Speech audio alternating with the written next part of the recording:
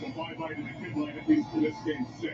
Meanwhile, the Avalanche, they're just sitting back, relaxed, waiting for an opponent, and they're probably enjoying the avalanche of victories we've seen so far in this series. Take you back to game 3, a block shot, Mark the Goodrow, in a lot of pain. He's got it in Elko. He remains in the lineup. And we saw the next game, Ryan Strome. He hasn't been the same since that little hit right there. We're not sure what the injury is, a lower body injury. He's still going to play tonight. And of course, in that same game, the next one is Gio getting hit by Hedman. He left that game. He's not going to line up tonight.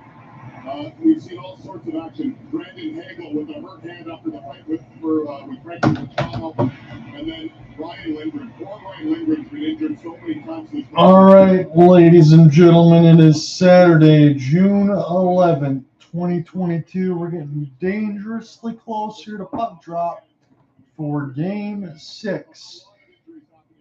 Is the New York Rangers going to force a Game 7 on Tuesday at 8:15 Eastern, or is it going to be all up to the Tampa Bay Lightning?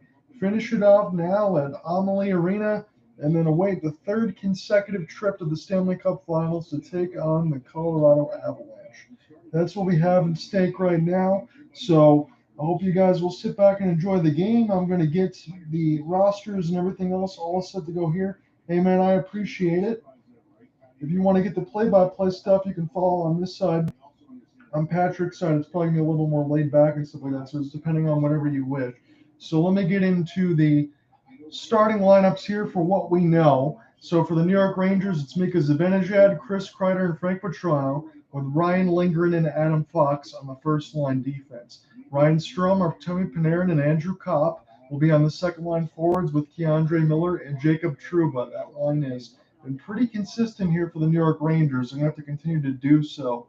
Filipino, Alexei Lafreniere, and Capo Caco, the kid line is intact. Just remember again from a couple days ago, and a couple games ago, I should say, Ryan Strome took a couple injuries with a couple shot blocks. Filipino has an upper body injury, but it is a full enforcement of reinforcements for a Gerard Gallant squad. So with Hedel, Alexei Lafreniere, and Capo Caco, it's Justin Braun and Braden Schneider on the third line defense. Kevin Rooney, Tyler Mott, and Barclay Goodrow will be on the fourth line, and Igor Shesterkin will still be in goal, where he's really got to be able to at this point. Again, not all people have said it, but I'm going to say it right now. He's got to be able to steal a game. If he can steal this game against the Tampa Bay Lightning, then you get a Game 7 at home at MSG, and you figure out what happens at that point. For the Tampa Bay Lightning, it's Steven Stamkos, Andre Palat, Nikita Kucherov on the first line with Victor Hedman and Jan Ruda. Anthony Cirelli, Brandon Hagel, Alex Killorn with Ryan McDonough and Eric Chernak on the second line defense. It's Nick Paul, Ross Colton, and Corey Perry, and then Pierre-Edouard Bellemare, Pat Maroon, and Riley Nash on the fourth line with Mikhail Sergachev and Zach Bogosian. So with Mikhail Sergachev from the previous game, he hadn't scored in over 25 games. He had 2 in Game 5. And again, it seems like Sergachev has been there forever for the Tampa Bay Lightning. It's been about 5 or 6 years for Sergachev, but it turns out the guy's still only 24 years of age. So when you're talking about Vasilevsky, who's 27, Sergachev's 24, Victor Hedman is still in the 20 part of it. Is Nikita Kucherov at 28? I know Stamkos is in his 30s now, but the core, as I've said many times, and you can throw Braden Point and Anthony Cirelli in there. Braden Point, maybe he'll be returning by the time the Stanley Cup Finals hit. But you can throw that in there and say, well, look, what is to say that Tampa Bay, again, they have to get through this series here between the New York Rangers. They can finish it out today at Amalie Arena at home ice, instead of having to play a Game 7 at MSG. But who's to say the Lightning couldn't do it again? They're already going for a three-peat. I don't think much of their core is too old to be able to get it done. And Vasilevsky, as good as he's been, again, he's only 27 years of age. So it's Igor Shesterkin and Andre Vasilevsky in goal. So let's get you a little bit of a series recap as we're sitting in between the national anthem here. So it began pretty well. It was sunshine and rainbows here for the Rangers. It was a 6-2 win. It was a 3-2 win. Again, Kucherov early, Paul late, and then Miller, Capo Caco in the first, and then Mika Zibanejad early in the third. That finished off Game 2. Game 1 was all Rangers, and I had that call with you with Cooper Hopkins where it was just all class, all world puck movement. Game 3, it turned around when you went back into Amalie Arena. It was 4 power play goals as both teams were punished on the special teams because Zibanejad and Kreider assisted by Panarin in the second, Kucherov at the halfway mark, and then Stamkos early in the third and Palat in the final minute.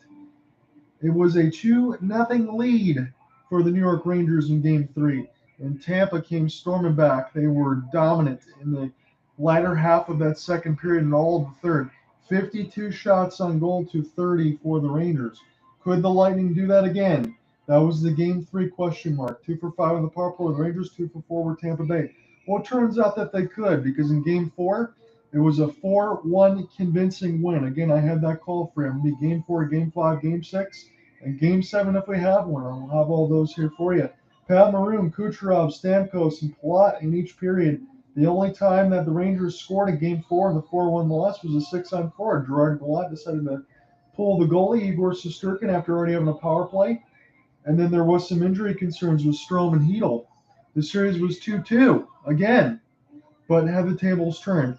Well, we found out in Game 5 in MSG, Gerard Gallant comes back with the normal lines, even though Strome and Hedl are hurt. Lindgren scored from an impossible angle.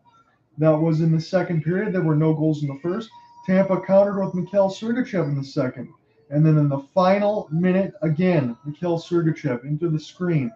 So while the Lindgren shot was again to the screen and beat Vasilevsky from an impossible angle, Mikhail Sergachev countered with a screen in front in the second and a screen in the final minute, and Brandon Hagel got the extra tally. It was low chance amounts, just like it was in Game 4.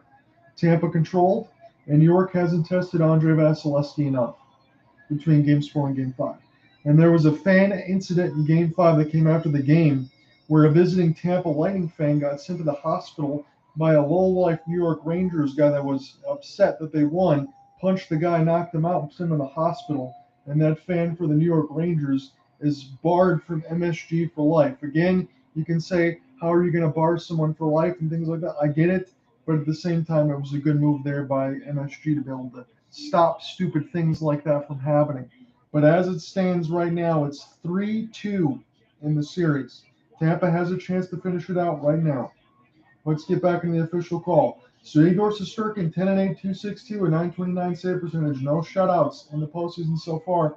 So it would be a real good time for one for the New York Rangers netline. And Andrei Vasilevsky, 11-5, a 235 goals against, a 927 save percentage, and a shutout on his side. And again, most of that damage was done against Vasilevsky within the first 6 games of the first round between the Toronto Maple Leafs. And yes, it seems like such a long time to that point. So as it stands right now, as you know, the Lightning can finish this one off here tonight on Saturday.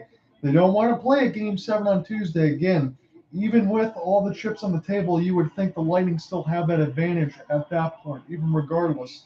But the puck drop is underway, and the New York Rangers have it first. So they're going to be attacking right to left with the away road whites and the red pants, and the Lightning will be attacking left to right in the blue shirts and white piping and blue pants. This is on the left side of the red line. Picked up now by the Lightning here momentarily is Alex Killorn. So just as it was in Game 4 and Game 5, it is in Game 3, line 3 and line 4 lines down here for Cooper to be able to see what ends up happening here. So as you get the last change, again, being at home, we can see how John Cooper can initiate some of that stuff and figure it out as we go along. So I got my ESPN box score set up here. I got the Sportsnet feed on this side. If you have any comments, questions, or concerns, always let me know. I'm going to get this full game story and play-by-play. What's up, man? How you doing, buddy? So I'm going to get the full game story and play-by-play and all that stuff done throughout this whole game. The game story will follow after.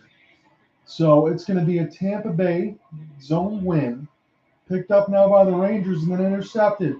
Here's a chance for Tampa Bay right now, but they're cut off toward the right side. This is picked up now by Alex Killorn. And behind the cage of Shesterkin. Tried to play this one out in front. It got picked up by Jan Ruda and center on the kick play where it goes back to Killorn. Killorn trying to wait in behind the net with Anthony Cirelli. He has it now, and Cirelli's trying to fight through a bunch of stick blades. We'll try to get that back to Killorn. So it's been a yeoman shift right now for part of the third line. As Ross Colton sets it up in front for Ruda for a shot. Ruda then picks it up again off of a Hedman feed. And this goes back out toward the blue line. The Lightning with all sorts of sustained pressure here early with 18:40 left to go at Amalie Arena in the first. As we're really just underway. Ross Colton is getting stuck toward the left side faceoff draw, and there's three Rangers players that are able to pry this one loose as it's sent down the ice to Corey Perry on the fourth line side. So as you've seen early, and as you're hearing some of this stuff on the radio side of the broadcast, John Cooper is sending out some of his ladder infantry rather than Steven Stamkos and Nikita Kucherov out there early, trying to be able to set the tone. And you would think that would be an advantage going forward here if they're able to do that. For all intents and purposes, again, Andre Vasilevsky has played all of the two straight Stanley Cup campaigns. It's not been a single minute in there for Brian Elliott as the faceoff goes back to Vasilevsky, and he covers that one. But you would think, even in a game 6, even in a game 7, if it's forced on Tuesday, still the advantage will go to Tampa until the Dragon is dead at this point. And for as good as Colorado is, as I've said this many times throughout doing these games here, you still have Vasilevsky or even Shesterkin if it gets to that point where the Rangers would advance in comparison to Darcy Kemper or anything that you want to throw out there. So this goes Artemi Panarin's way, and this is dumped around the kick plate. So between Kemper and Franz Foes on that side of things, you have to think the advantage goes between these two Eastern Conference teams. Picked up now by Andrew Cobb, trying to get centered on in front to Artemi Panarin, and it got turned over. Where this goes to Zach Bogosian. You got Let's Go Lightning chance. He gets across the red line. He's going to feather a long wrist shot that's going to be held in the catching glove of Igor Shesterkin. 17:48 left to go in the first period. Vasilevsky in closeout games 12-9, a 1.65 goals against, a 9.42 save percentage, and 6 shutouts. That's an NHL record. It's hard to believe that his record is 12-9 with a 1.65 goals against in the closeout games. He's allowed 1 goal in last 7 series winning games. And they always zoom on the Sportsnet side of Vasilevsky, and those eyes is staring at your soul, as I've said that many times. Nick Paul tried to win this faceoff clean. It's bounced up in the air. It goes to Ross Colton off from a glove hand. Colton tries to fight it in between the help of Paul. He lets the wrist shot go, and this bounces in between the right dot where the Rangers can try to get something going here. Barclay Goodrow trying to skate in between the zone between 3 Lightning, throws on the body there. Chris Kreider will also join in for the Rangers. Filipino, it goes on the other side as it's picked up now by Kreider toward the left dot. He's going to chip this toward the blue line. And the Rangers can try to get reset here, but good forechecking, good back checking, I should say, too, for the Lightning to be able to go all the way between these forwards and McDonough and Perry and try to outlet this one. Perry with a nice pass. It is onside. It's picked up now by Nick Paul and behind the cage. He's still fighting through a ton of stick checks. Tries to leave it there for Colton as he's gloved down. Tried to center out in front of the blue paint, and Nick Paul couldn't find it. Hedl lost it, as it was kept alive across the blue line by Tampa, but they're going to have to peel back and go ahead and take a change. So this is Schneider and Braun, the third-line defense out there right now for Gerard Gallant. They're going to have to spin as Tyler Mott, as he was under a wave of pressure there. And this goes back to Victor Hedman. Victor Hedman, he is one of those ones in the Tampa Bay cog of players and the machine now with Julian Breezewell, formerly Steve Yzerman, now the Red Wings GM, and all the guys that have been there and done that. They have all the experience right now. And the Rangers, again, it's a really good team. Stolen there, set it out in front. What a save by Shesterkin.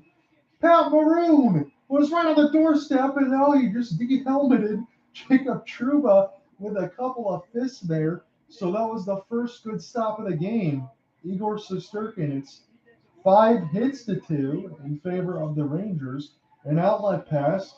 Shesterkin went to go play this one. It was stick down and centered out in front. Maroon was right on the doorstep. And that was a great active defensive stick there from Andre Palat to set up Pat Maroon. And that was a stone-cold opportunity and a save there for Igor Shesterkin right to the 5-hole. That would have been big-time trouble for the Rangers if they would have got scored on at that point, even though it's very, very early. 16-14 left to go in the first. Defensive zone draw, 1 there. by the New York Rangers, and Alexei Lafreniere is other with Mika Zibanejad, so part of the first line, third line mix here for Gerard Gallant to get things going. And I don't mind that because Alexei Lafreniere has been really, really good here for the Rangers. As this goes in back behind the red line, good forechecking there by the Rangers, but we'll try to force a turnover there because Zibanejad couldn't find it. Shot by the blue line, goes to the left of the post of Shesterkin, and now picked up now by Tampa. Centered out in front of the slot and stopped there by the pad of Shesterkin on the left side of the post. Centered around again. Hedman trying to keep this thing alive. The shot went wide. Brandon Hagel tried to center this one out in front with Alex Killorn. And now the Rangers, Alexei Lafreniere trying to chip this one ahead, trying to alleviate some pressure. And the big cat will come on the goal crease to play this one, but they turn it over. As this goes back to the Rangers, Lafreniere plays a pass across, Trouba to Miller. This goes back to Trouba now, lets it go through the screen! And Vasilevsky makes the save as we have more pushing and shoving in front. No goals on 32 shots in the playoffs here for Alex Killorn, which you have to figure he's going to be very dangerous along with Palat or along with Pat Maroon, who's trying to go for a fourth consecutive cup, even though the Lightning are going for 3 straight. Pat Maroon is going for 4 straight. So he's done nothing but winning right now. But this is going to be a good series, and regardless of who wins this one today, the Rangers have given a good fight. They won the first 2 at home, but you got to figure when you have a couple of those leads, when you have a 2-0 and it goes back to 3-2 Tampa, you got to be able to kill the dead. And that's what you'll figure out in a team like this with Tampa. It doesn't matter what the situation is, they figure it out. Steven Stamkos waiting for Palat on the backhand side to shoot one on instead. And Shesterkin is going to make a glove save. So it's 6-3 in favor of Tampa. So it's been a good start on both sides. And Tampa, I think, has had the better of the play early as they're able to force some turnovers and try to make Shesterkin a little uncomfortable. And again, I said this from the very beginning of this contest before we started the color cast or YouTube part of it. It's all about, for Shesterkin, I'll make it pretty simple here, whether people agree or not. He's got to be able to steal this game here today. I think it's very important for the Rangers to have that happen, for them to be able to get into a Game 7. Shesterkin's been good, but again, Vasilevsky on the other side, it's the only other goalie that can really match up with that. I think it's going to be on the shoulders of Shesterkin, as it's been throughout the regular season, to be able to steal this one, lead some comfortability for the Rangers to be able to get going and force a Game 7. Kopp try to enter the zone off the forehand. He's going to leave it for Panarin instead. Kopp now has it toward the right dot. Centered out to Zibanejad for a slapper. Blocked one of the Lightning in front. Keandre Miller trying to keep that alive, but he lost it to McFall. And Nikita Kucherov is in behind the cage of Andrei Vasilevsky. A 3-on-2 developing here for the Lightning. Nick Paul, he goes for a low 5-hole shot toward the right dot. It's stopped there by Shesterkin. Now Shesterkin will come on the goal crease, and he's going to leave this one to Braun. Panarin, Zibanejad, it's 2-on-3. Going to be held there for Frank Vatrano. The rifle has it in behind the cage of Vasilevsky, and he gets worked over there by Hagel, but he's stuck with it. There's a chance for Schneider. He flubbed off of it from a Braun pass, and now it could be a 3-on-2 again. Chipped ahead, Alex Killorn will instead just try to find some space here. Hagel getting worked over toward the left side, but it goes back to Tampa. Set up, Anthony Cirelli. Chernak helps him tee it up. It's stopped by the blocker side of Shesterkin toward the left and dumped down the ice. It's going to be an icing against the New York Rangers. 13:37 to go here in the first period. John on here with you from Amalie Arena. I got the Sportsnet feed. This is Game 6. It's a 3-2 advantage here for the Tampa Bay Lightning. They're looking to punch their ticket to a 3rd straight Stanley Cup final to take on the Colorado Avalanche, who have had plenty of rest. Again, before even when they swept, they would have at least 10 days or more of rest, and now it's going toward the or more side. Toronto leaves it out in front for Hedel. He shoots a backhand, stopped by Vasilevsky, and the Tampa Bay Lightning are right on the doorstep as there was no Ranger in the vicinity. Turned over at the red line now. Lafreniere trying to leave a pass out there. Gets it back from Capo nicely. This is in behind the cage of the Big Cat. There's 2 Lightning players and 3 Rangers players trying to pry that loose. It's Victor Hedman, Adam Fox.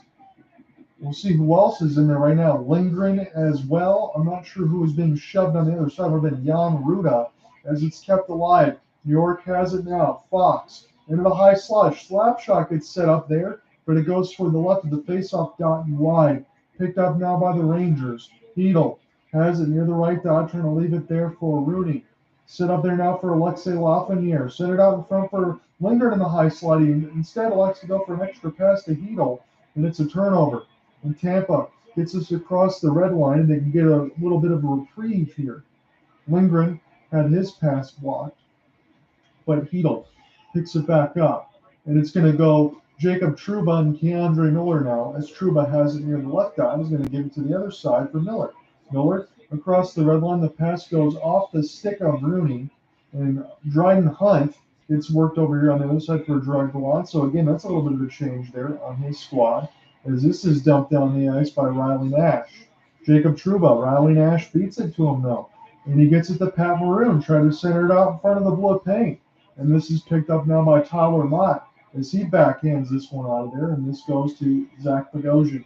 Zach Bogosian off the kick plate nicely there to Nash as the fourth line's up to try to center it out in front. The shot was stopped as Belmar had an opportunity near the blue paint, and now this goes to the Rangers across the red line. Picked up now by the Lightning in their own end as it was turned over. It's 11:30 left to go in the first period as Ryan McDonough has it in behind the cage, and the Lightning are going to try to break out of this thing. Scoreless here with 11:20 left to go in the first. It's 8-5 in favor of the Bolts. Palat centered it out in front, and somebody tried to pass there. It might have been Stamkos. Instead of just shooting that thing, he thought Kucherov might have been on that doorstep again. In the Game 5 situation, he threw a blind pass to Kucherov that he almost scored on, but Kucherov wasn't there. He could have just taken an open look at it against Shesterkin, but he elected to pass. Picked up now by Andrew Kopp in behind the cage. They're trying to work this thing to Artemi Panarin. Kopp lost it, and now this goes to Nikita Kucherov. And across the red line now, Victor Hedman sets up Kucherov in between the skate blade. He was able to fall down and save a Chernak through the screen. Stopped there by Shesterkin, and Cirelli is being worked over. Chernak holding with that L2 off the back skate. Picked up now in front for Tampa as they can wear this one around with Cirelli. He's still behind the cage with Jacob Trouba as he's getting worked over there. Hagel couldn't find it, but he gloves it down, shoots it on goal. Stopped by Shesterkin right into the catching glove. So Tampa really has, I can say this definitively at this point, as we're almost at the halfway point of the first period, Tampa really has the better of these chances right now. It's a 9-6 advantage on shots. 10:15 left to go in the scoreless first period. Be right back. You're probably a bit scared. It's okay. If you get homesick, try making one of mom's recipes. Invest in a good winter jacket. Trust me. And make sure you start with the right advisor. They're going to be by your side for a long time. Hey, Johnny, as always, I appreciate you following along. Again, I should be doing all of the Stanley Cup Finals games between the Avalanche and whoever wins between the Rangers and the Lightning. So that one, it's probably going to be me on the play-by-play, but I'm going to probably be joined by Cooper Hopkins, who's usually my partner. Again, he does a lot of the Calgary Flames stuff. He did some of the stuff between that and the Dallas Stars with me as well when he did the play-by-play because it was his team. But on this side, he'll probably join me during the Cup Finals, so we'll have a good back and forth, a little discourse, and then we usually have a little bit of a unscripted intermission show as well, instead of me just kind of walking around, moving around, and typing some game notes. And for the story, we usually have a full show and things like that. So hopefully you'll be able to stick around during those times, and hopefully we can get a good Stanley Cup final even after this series is over. We're the world's favorite sports book, and this is no ordinary betting app. This period of the Stanley Cup playoffs is brought to you by Scotiabank. See how we're changing the game at scotiabank.com/hockey-for-all. It's time to see who's hungry. Brought to you by Save the Dishes, the official food delivery app of the National Hockey League. And as Hunter Ryan mentioned, tonight a familiar situation for Igor. So Igor Shesterkin, when facing elimination from 22 playoffs, got 5 wins and 257 goals against and a 930 save percentage. I mean, that's really good. Nobody's going to say it's not. But when you're looking on the other side between Andrei Vasilevsky, sometimes those numbers aren't good enough. You need to have those in the low ones, and then the save percentage go to the 950, 960 mark when you have that kind of opposition against you. So 10:15 left to go in the scoreless first period. A defensive zone draw win here by the Rangers as Lafreniere trying to find it in between Chernak. He's being worked over there. Good work by Alex Killorn to be able to set that up. But McDonough couldn't hold that blue line. Now we've officially hit the halfway mark of the first period. Alexei Lafreniere has it now. He's going to chip this one in deeper for Mika Zibanejad, who's going to try to throw the body, get it out in front. Tampa being able to emerge with this with Nick Paul, but it's 1-on-3. He's going to hold and behind the cage. He's still alive with it, though, off the backhand. Nice work with the body. Centered out in front there for Hammond for a slapper. And that one just wide. That was Sergachev out in front. Picked up now by Sergachev once more. So it's Sergachev and Pagosian right now out there for Tampa Bay Lightning, and John Cooper. Pagosian tries to shoot high on the left side of the post, and that went up and on the plate. So they're showing Steven Stamkos on the Sportsnet side of the feed. So he's making a move around Strome, power off the backhand, and backhands right in front of Shesterkin.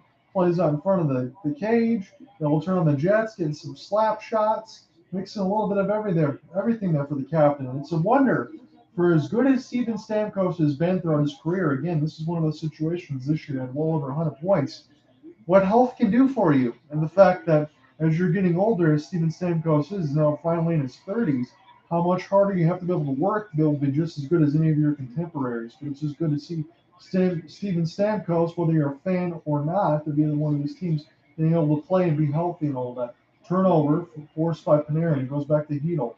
Hedl lost it, though, and this was picked up as Corey Perry was able to get this pass ahead. Ross Colton raced for it near the left faceoff dot, tried to wrap this thing around, but he lost it in between his skates. Picked up now by Perry.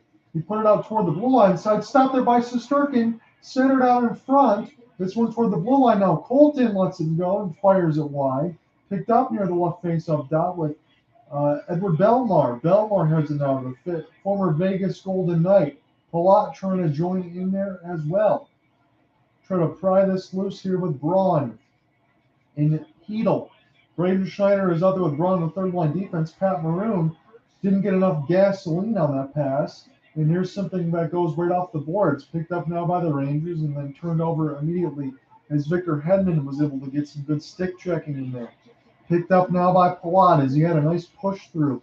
Powers his way toward the front of the net, and he gets worked over there by a couple of Rangers. And now the Rangers will try to break this thing out with Andrew Kopp, the pickup there from the deadline for the Winnipeg Jets.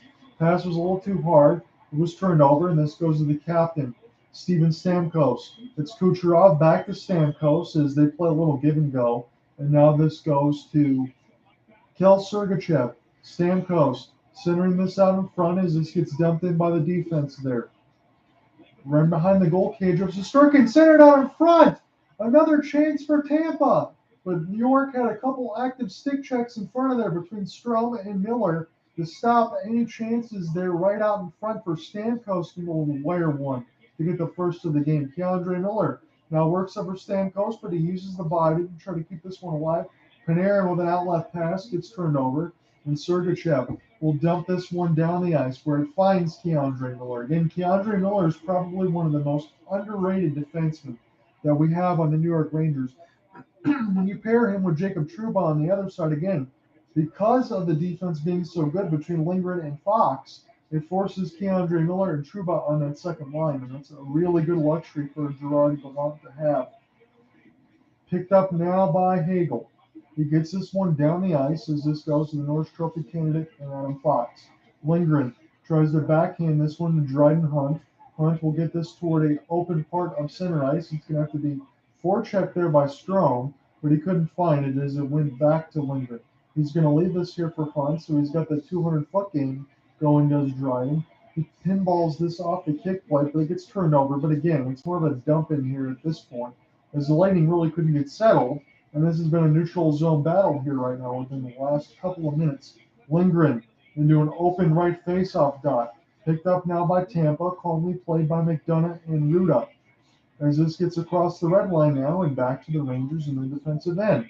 We're playing ring around once more with Alexei Lafreniere as the kid line is out there now. Trying to play a pass out there to Capo. This goes here for the Rangers as they spin this one around and back down the ice.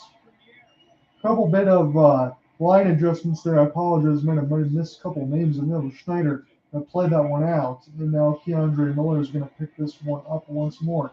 He tried to center it out in front.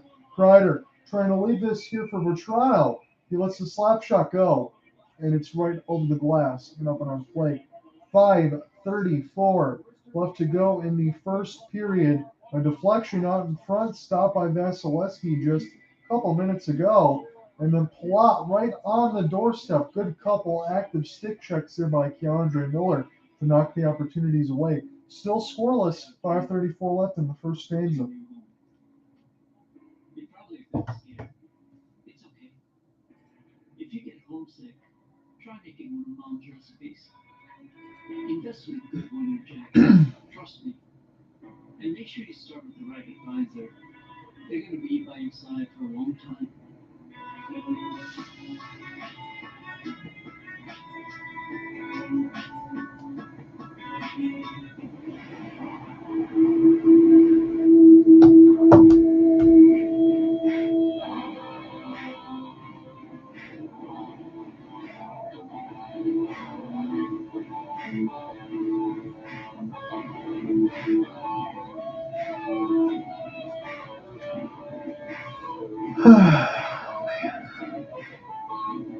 GMC Sierra, premium and capable. That's professional grade. You want to bet on live sports? Then you should try in-play betting at Bet365. In-play betting lets you make a bet while the game's still being played. Seriously, you can bet on things like touchdown, money line, tough line, total hits, next goal score, hideout. Download the app now and see for yourself why Bet365 is the world's favorite sportsbook. As we await our first goal here at Omni Arena, how about a tale of two players? It's been the best of times for Andre Palat and the worst of times for Jacob Trouba. He's hearing the booper every time he gets. Well, this is why. Oh, the three penalties in game three. The penalty there, although he almost took Andre Palat's head off with a flying elbow. The fans took note of that last game at MSG and they're glad to hear about it tonight here in Tampa. All right. David, Jacob Trouba leads the New York Rangers with 17 hits in this series. Face off to the right of Vasilevsky. We're showing on the Sportsnet side that Jacob Trouba is getting one of the Bluebirds because he's leading the hits and causing some punishment there. And in between Ryan Lindgren, Trouba, Keandre Miller, Fox, it's a really good aptitude of different types of defensemen that you have. The ones that can skate and play make, the ones that can do both, the ones that aren't afraid to throw that physical body. Regardless of what happens with the New York Rangers in this series, you really do have to feel good in terms of where they're going to be going forward. Again, I've talked about this many times, but it just seems like yesterday with the ping pong balls falling during COVID year, getting Alexei Lafreniere, but it really has kind of jump-started the Rangers here. And Adam Fox, again, no exception on that side. He's blossoming one of the best defensemen in the league. Fox to Lindgren. It's sticked away there by Vasilevsky as we're back within the action. About 5:05 left to go here in the first at Amalie Arena. John on here with you for Game 6. And if we get a Game 7, I will be here for that too. Hedl had it. He gets cleared down the ice. It's going to be an icing against the Lightning. So as we get a stoppage, let me give you some of the team stats and numbers here right now. Again, it's a little early, but it's 10 shots to 5 on goal in favor of the Lightning, 14 hits apiece for both squads, and 9-5 face-off advantage here for the Rangers. Again, those numbers so far are much better than they were in Games 4 and Games 5. Artemi Panarin plays crisscross here with Kreider, and then has to go back across the red line. Picked up now by Panarin once more. He's trying to leave it there for Strome. A little bit of miscommunication there as Stamkos turns on the Jets. But another icing is going to go against the Lightning. And he said, that's BS. It's Stamkos. I was there first. But that kind of got peeled away there. 4:36 left to go in the scoreless first. Again, we get a stoppage for an icing. Hey, man, I appreciate you following along. How was the baseball call here for you today? So it's going to be an icing against the Lightning again, and we're going to do this once more. It's 10-5 in favor of the Tampa Bay Lightning as far as shots. We are still scoreless now, 15-14 on hits. Palat has it near the left dot. He's going to center one out through the blue paint. It goes a little wide. Picked up now by part of the kid line, Alexei Lafreniere. Because the Benajad tried to center in front. Lafreniere gets it back off the backhand. Cleared away there by Victor Hedman as he had to dive for a little bit of a shot block. Just able to stick this one away. Picked up now by Mika Zibanejad. Trying to lead this one across. Centered out in front. A backhand stop by Vasilevsky. But again, the Lightning are the first to it as the Lightning can try to get out of transition as this goes to Nikita Kucherov and then turned over. Back to Victor Hedman and Eric Chernak. Nice give and go there. A chance for Cirelli on the doorstep, but good back checking there by Schneider. Able to break that one up. Hagel had a pass in the middle that he just couldn't hold on to. And now here's a chance for Panarin. Panarin toward the right dot. He tried to leave it there out in front there for Schneider, and it got turned over. This is Tampa. Anthony Cirelli with an outlet pass. Eric Chernak. Alex Killorn into the left dot. The shot goes high off the kick plate and high off the glass. This is near the right dot now where it's played from Braun and Schneider. Now Ryan Lindgren, as they've had a mix of lines here for Gerard. A couple extra defensemen here on this line. Sergachev is able to fight through this thing again. You remember, he's only 24, 25 years old. Feels like he's been there forever. A couple goals in the previous game. They ended up winning it for Tampa and going to 3-2 in the series. 3 minutes left in the first. Panarin couldn't hold that blue line, and this goes back toward the red. Rangers going to be able to take their time here with Schneider. Tries to get this across the red line and race there for it between Dryden Hunt and Sergachev, and Hunt almost got a face full of the glass trying to get that Sergachev there as this is dumped down the ice. Zach Bogosian is the first to get to it. Again, he had a great move in game 4 to be able to cause a good goal there for Pat Maroon.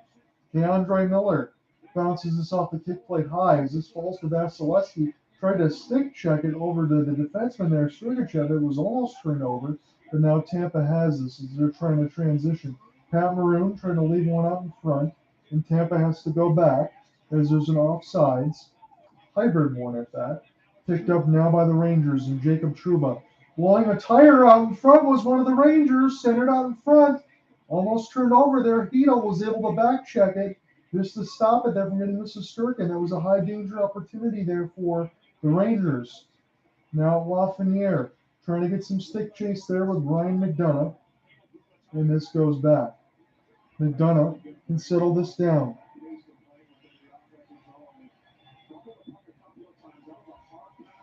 So Tampa has it now in behind the cage with Ryan McDonough. Still 1:25 left to go. I did check a few things on the Colorcast so I make sure we're all good. I apologize for any inconvenience. This goes back to Tampa in their own end. Picked up now by Alex Killorn. Across that red line, he chips and chases this one in, but there is 3 Rangers back to 1 Lightning as they're trying to transition this thing back. Picked up now by Tampa once more in their own end. Alex Killorn got worked over there, but it fell to Hagel. Cross pass backhand forehand. Cirelli stopped by Shesterkin. And this goes across the red dot. Picked up now and toward the blue. Now Alex Killorn with a crisscross at the blue line side. Sergachev trying to pinch all the way forward near the right dot. Centered it back out in front. A slap shot goes just to the right of the boards. And now New York finally gets this puck out there.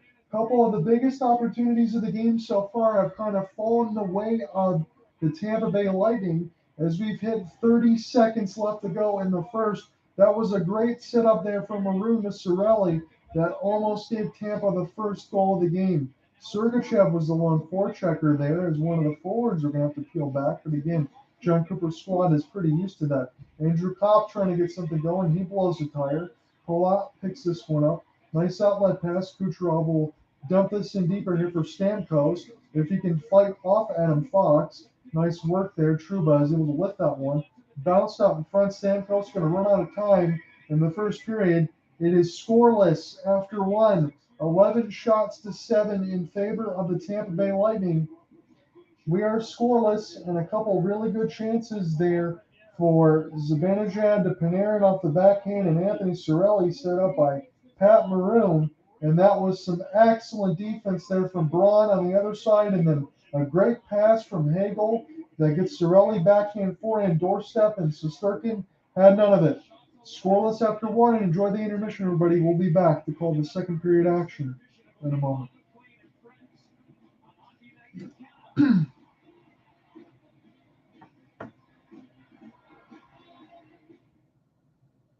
This period of the Stanley Cup playoffs is brought to you by Scotiabank.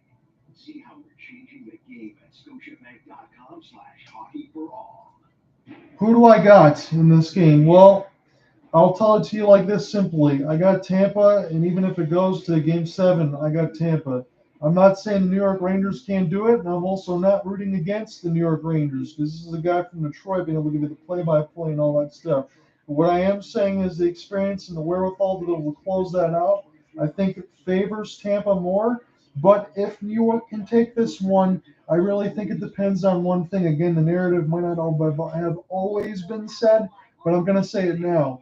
Shesterkin's got to be able to steal this game for New York to be able to get them to Game 7 at MSG on Tuesday. That's what I feel in the heart. That's what the gut says as well. Tampa has probably had the better of chances, just like they've had between Games 3, 4, and 5. And it seems that way so far between the first period of Game 6. Have you been enjoying the playoffs so far, Danny? What has kind of stuck out here for you, not just between these two teams, but in the playoffs as a whole? And do you think anyone in the East, whether it is the Rangers or the Tampa Bay Lightning, has a good chance to take out the Colorado Avalanche? Because the way I look at it between Darcy Kemper and Pavel Francouz, I'm not going to make any argument between Colorado and offense and defense. I think a lot of people had said between the 16 teams that were there at the start that Colorado could very much be one of those teams that win the whole thing. But I do worry between Francouz and Kemper that is where a clear advantage will stem for any Eastern Conference teams between the Lightning and the Rangers. Not to mention, I understand 2 sweeps. It's very dominant, being 10-2 in the postseason. The St. Louis Blues were the only team that took a couple games. But those 6-5 type of playoff games will not be happening, I don't think, if either one of these teams plays against the Colorado Avalanche. I think it'll be a good series, though, too. I'm hoping at least it'll go 6 games myself, at least. I mean, anytime I get a chance to watch more Stanley Cup playoff hockey, listening to this kind of stuff, again, I apologize I can't give you any video feeds from the YouTube part of it. But Stanley Cup playoffs, it's the best time of the year. It's a shame more people don't watch hockey. Years to come. Proven winners color choice. A better landscape starts with a better shrub. It's time to honor indigenous excellence. So I'm going to type a couple playoff notes in here. When I do get my co-host Cooper Hopkins, he'll probably join me between, let's say, a couple of the Stanley Cup Finals games. I know he usually would do play-by-play, especially if it was the Calgary Flames. So you guys just started watching hockey? Yeah, the playoffs in between the regular season from what you're seeing now in the playoffs, that is a little bit different. That's when these guys play a little more physical. They finish their body checks. They do everything it takes to be able to win. Not saying they don't do that during the regular season, but you're not going to be able to take all that sacrifice now as you have between an 82-game regular season where you're going to have to kind of pace yourself a little bit, as it were. So in the NHL, this is where the game changes the most in the playoffs rather than the NBA when you see, some isolations and some one-on-ones. The NFL is always physical, but the sports really do change as far as when you get to the postseason more than anything when it's NHL hockey. I thought it was a really good start. I thought they looked nice and relaxed. The Rangers did for about the first 5 minutes, and then I think when Tampa got a little bit of momentum, I thought it put the Rangers a little on the reach. Not a bad period for the Rangers, but I feel like if they don't score the first goal, this game, they're in trouble. If this is a close game or if Tampa up a goal going later into the game, they're done. Tampa wins all the It's true though. Tampa wins all the close games. All the Last game was a perfect nerves. Rangers have to get up in here. Almost had it 10 seconds in. Almost. Lafreniere. So Lafreniere, so he's playing on the top line tonight, and part of the reason, and Louis mentioned this, was a great pickup, is this fight last game, this is with 0.0 seconds left on the clock, and it's against Stamkos, and I don't know who starts it, but Malta willing, and it's a good spirited bout, and you're thinking, why would he be on the first line because of that fight? Well, it's because of the passion he's showing. It's because of the compete. And he's playing pretty well, but when your season's on the line and you're Gerald Gallant, you're going to reward guys that are playing hard like that. This is his first shift. Finishes turnout, and then that sneaky shot on net and almost catches Vasilevsky sleeping 10 seconds into the game. And then he's making plays. When you're top six, you have to make plays now. And that's a smart guy from wants to read to get this puck back. He's going to play a little give and go with the trail here. Then he's going to go to the slot. He's going to be right in time when this shot comes here for a little kick, hopefully redirection. Great first couple shifts there for Lafreniere. And then here even making plays. The confidence is high for the kid right now. He's been physical in the playoffs. I really like his game. He's been excellent. And one of the big bits of surprising news for this game is the Rangers scraps Kappa and broke out the kid line. I'd be even more surprised than now watching Strome. Strome is giving it everything he's got. You can see how much he cares. So Sportsnet had made the mention of it, and I was wondering why we didn't see him in that first period. So Dryden Hunt got put into the game. Capo Caco got scratched for Gerard Gallant's squad, so he's not dressed for this game, so he will not be playing. So I think they're going to try to break up that kid line a little bit just to be able to get something going. And normally that kid line between Alexei Lafreniere, Filipino, and Capo Caco is one of those ones doing a lot of damage. So very interesting for Gerard Gallant to go for a little bit more experience there and some sandpaper, some forechecking, if you will, that will try to get that first goal. And again, I think they made a good point of this during the intermission in the sense of, as I've said, I think the Rangers need to be able to get this first goal, and it's very important that Shesterkin finds a way to steal this game here for the Rangers. I think that's pretty much the only narrative that you can throw out. It has to happen here for New York to be able to force a Game 7 on Tuesday at Madison Square Garden. You got to be able to get the first one, get some comfortability, and then once you get that first one, you got to stop that Tampa press. You cannot take your foot off the gas. And any time Tampa gets into the offensive zone with any kind of sustained pressure between 25 and 30 seconds, it's got to be all hands on deck on defense to be able to clear that puck out and figure out what you need to do next. Because otherwise, again, Tampa has won 10 straight playoff series. They've won back-to-back cups. They're going for back-to-back-to-back. It didn't matter to me if Tampa was down 3-0 in this best of 7. I would still favor them until they're dead. And that's the mentality that you have to be able to have. And if you're the Rangers, you know that going forward. You were up 2-0 in this series. You didn't get a chance to bury the dead. You blew a 2-0 lead in at home. It turned out to be a 3-2 loss. And then, games 3, 4, and 5 have been all Tampa for the most part. In Game 6, for the better of this last 10 minutes, has been the majority of the same. So get that first goal, get some comfortability there. And then once you do that, all hands on deck to make sure Tampa can't get anything going. Sell out because you have to. And even Shesterkin, I would say this, for as much rebounds as he gives up, although he's been good in the first, but he's been known to do that. You're going to have to live with it. And there might be some times where he's got to stand on his head as New York gets on a rush and tries to force and score something.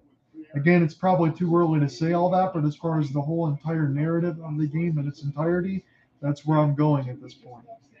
I'm sure this happened before, but then he pops back out. But Kucherov is so aware of his surroundings, right? That most guys might panic when all of a sudden Panarin comes up from behind. It reminds me of the story about Fox this one time. I wish we had time, but sadly, there we go. The 1980 draft, this is unbelievable. From 26th overall to 41st overall, these 7 men chosen made it to the NHL. What do they all have in common? Kelly was Air Force, 38th overall. All went from the NHL to the broadcast booth. Mike Muller with the Red Deer Rebels, his brother Randy Forstall with Florida Panthers.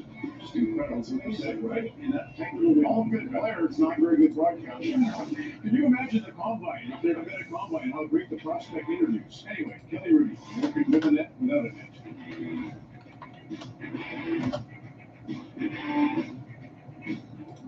NHLShop.ca, the official online store of the NHL. Just going to plug in a couple numbers here. You got the story notes for the first period again. hopelesssportsguy.wordpress.com. It's in the comments again. That's where I'll have the full game story with the play-by-play and everything else to follow. Cover a lot of sports here. I'm not from Michigan, so it's going to be local stuff. And then, Stanley Cup playoffs, NBA finals. The only thing I really don't do is football, because I don't know enough about it, to be honest with you. I'm pretty good at the play-by-play for baseball, hockey, and basketball. But hopefully, as I go along, I'm able to do a little bit of writing stuff in football and maybe get acclimated. Because being from here in Michigan with the Lions, that kind of just killed any sort of love I would ever have for the sport. So never got into it. A better landscape starts with a better shrub. Hello, Pam. What are you still doing here? Job's not done yet. So that takes 16 hours for Steve Port's ready to just, call you back. Yeah, not a chance I let someone put their lips on the beaver food before this guy. I'm a fan. Okay. Good night, Justin. Love you. I love you too. Okay. I said it first. Try my French vanilla beef fruit for a limited time. Only at 10. It's worth it. I have an idea. Do this blender for your dad's birthday. Okay, here's an idea. Split with friends in the RBC mobile app. Divide the cost between everyone and send them a request to pay. I like that. Split with friends with RBC Vantage. You want to know where your produce comes from. If the beans used in your coffee are ethical. Where your t-shirt was made. How the cotton was sourced. If the diamonds in your wedding ring are conflict-free. If oil and gas came with a label, you would learn Canada's industry is recognized as a global leader in environmental and social standards. This matters because oil and gas will continue to play a key role as renewable energy sources are adopted. Learn more at madethecanadianway.ca. It's not how you fall, it's how you get back up. Goldstein DiBiase represents clients in all serious personal injury lawsuits with care.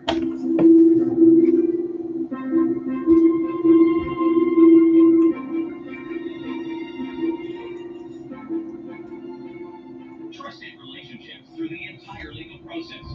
Goldstein DiBiase. Call us first. 519-253-5242. Consider my dreams. And will die.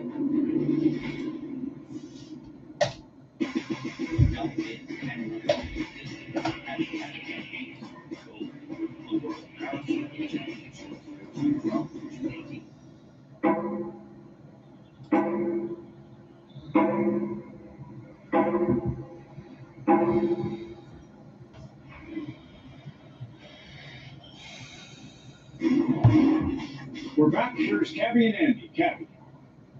Thank you so much, Ron McLean. Listen, the Tampa Bay Lightning are on a 3-game win streak and goals are at a premium. In the last 3 games, the only goal that was scored in the first period was Big Rig, Pat Maroon, and then they won. But we are scoreless after 20 minutes. Andy, how are you seeing this game? Yeah, the dominating period from the Tampa Bay Lightning, 25-13 shot attempts, 15-7 scoring chances, and a bit of a change in the odds, ticking towards the Lightning at -245 on the money line. The Rangers coming back on the other side with 2-1 money line odds.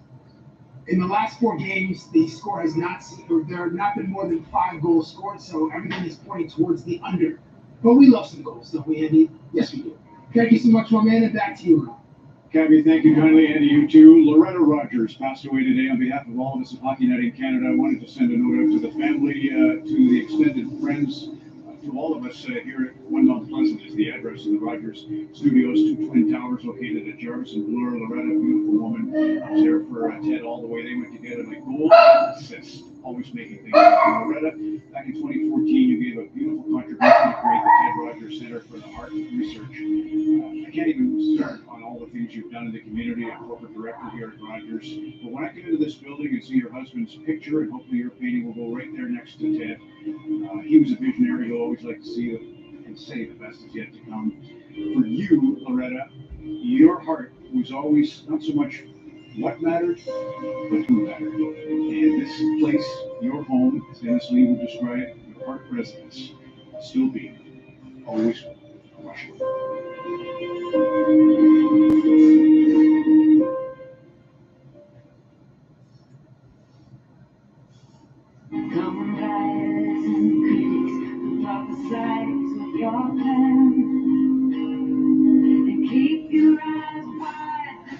won't call again.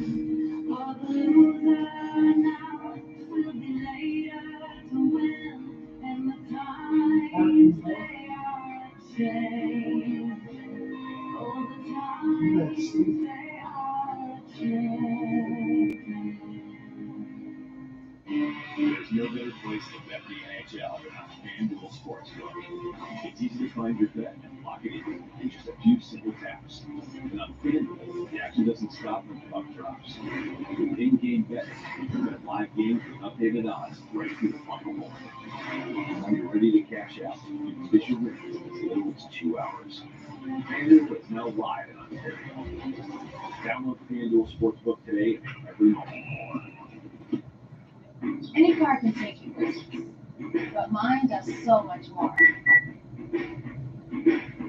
It keeps me connected to the things I like, heading in the right direction, and looking good. When the unexpected happens, it helps protect me. That's why it's more than just a car to me. The Elantra. Stay connected and protected. We're from SkyMed and you need to get into a hospital. Tell Thompson we're coming in hot! Is this the SkyMed commercial? Dust ups, hookups, drop-ups, breakups. Do you know how many Haley's have had to train? Haley's never said, but this one won't hide like I'm not very nurse. Us and what we have on this plane is the north. We make do with what we have or people die. Harry,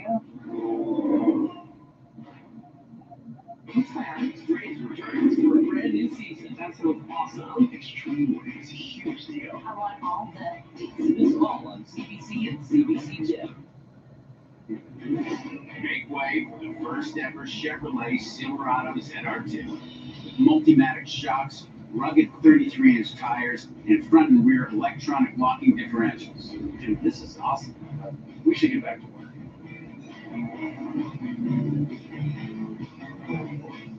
This good? Perfect. If you're going to work remote. Find new workspaces. Find new roads. Chevrolet. Scoreless heading into the second period of Game 6 and a must-win for the Rangers against the Lightning. Go to sportsnet.ca/thisisbig and use the game code INTERMISSION to enter Sportsnet's This Is Big contest. One fan could win $1 million. Keep watching the Stanley Cup playoffs for game codes and more chances to win instant prizes. We talked a lot about turnovers in the first period for the Tampa Bay Lightning because they created them. Here's the next handoff. Brandon Aspen's a break that Marugi has a good chance again. Mishandling a puck around the slot. One-timer step goes off the bar. Those three opportunities at Brady with their forecheck positioning. That one by Palat goes right to him. Surprised he didn't try it one time. That one was up a little bit on edge. But the New York Rangers have to be much more disciplined and sound coming out of their zone this second period. They want to survive the onslaught of the Tampa Bay Lightning. I believe they're going to continue to push how they did in that first period. We're back under the gun here. It is a scoreless first period. We're just under the second period action now. It's across the blue line here for Cirelli. Back in, forehand, stop by Shesterkin, centered out in front. Killorn trying to find it. Now McDonough. Leave us here for Chernak. Chernak for the right dot. The shot goes just wide. This Hagel couldn't find it in behind the cage. And this goes back to McDonough. McDonough now toward the right dot. Nice outlet pass there for Killorn. He's holding that L2 off the back skate. He got fought off. Chernak gonna let it go to the screen. Pimble in front of it, set wide. Hagel had an open net to look at. Shot again goes high and wide. So, man, I just got back under the gun of the action here. So if anyone's on the YouTube side, I apologize for a little bit of the stability. We'll just be able to wait. But we are back in the second period action. And Hagel had a really good opportunity. Cirelli had some opportunities there. McDonough was able to set up pretty much everybody, keeping that alive toward that blue line side. And then Chernak able to join in there as well off the crisscross. The defensive zone faceoff is won there by Strome. So for the Rangers, hopefully they can try to alleviate some of this pressure right now as this goes in behind the cage of the Big Cat. Victor Hedman now with Mikhail Sergachev. Sergachev going to hold this one with Kucherov. Plot has it now in behind the cage. Plot still working with it, trying to fight between three different Rangers. Center out front, Hedman with a one-timer, and that one got blocked.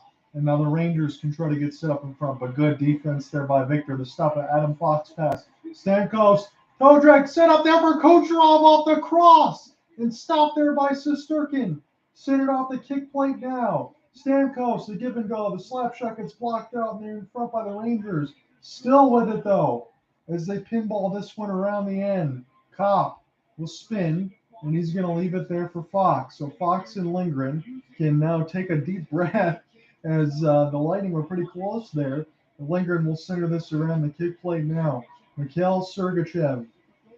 Bogosian plays this out Plot. He's going to flip this one high. This goes near the right dot.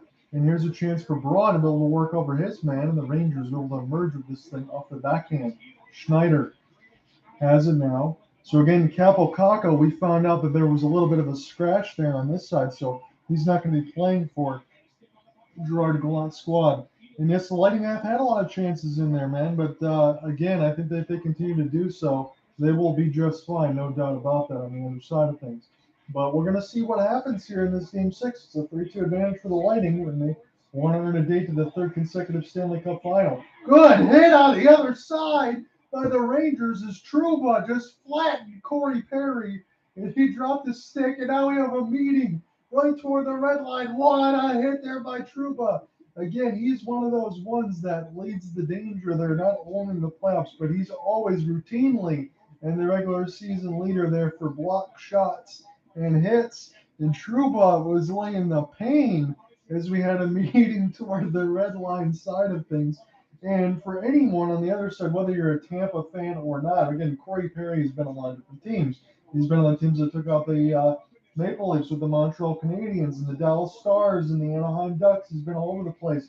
He's always been known as a little bit of an irritant. So anytime Corey Perry gets the pain train laid on him there by Jacob Trouba, I think there are probably some fans that rejoice, even if you're a wholehearted Tampa fan, as he got smoked and dropped the stick. That was a clean hit there delivered by Trouba.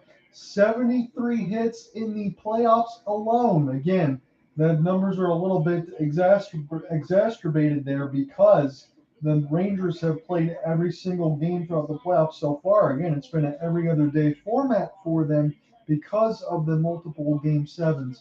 The Sportsnet's coverage is showing the wonderful save there by Shesterkin is able to slide all the way across. And I said this going into the opening. I know people will go in and out of the broadcast on YouTube, Colorcast side, and all of it. I appreciate anyone that stops by and listens. This is one of those times, whether the narrative is simple or not, Shesterkin has to be able to stand on his head and steal a game if the Rangers want to be able to force a Game 7 at MSG on Tuesday. It's that simple. You don't come across any other path where you have a better goalie on the other side, except when you play Tampa and the Terminator and Andre Vasilevsky. And Shesterkin's got to be able to rise to that occasion. Spinner on the kick plate. Hedman's got it now. Tried to center one out there the middle. Couple of sticks out in front for Pat Maroon. He couldn't bury that one as Ross Colton had that spun around. And now this gets picked up now by Hedl. Holding off the backhand. That was a great power move and it missed a lot of pain. And he was able to backhand that on between a bunch of sticks and skates there from the Lightning as we get a stoppage. So let me give you the official numbers here as we look at the ESPN box score. Again, I got the CBC Sportsnet feed, but I got the ESPN box score in front of me.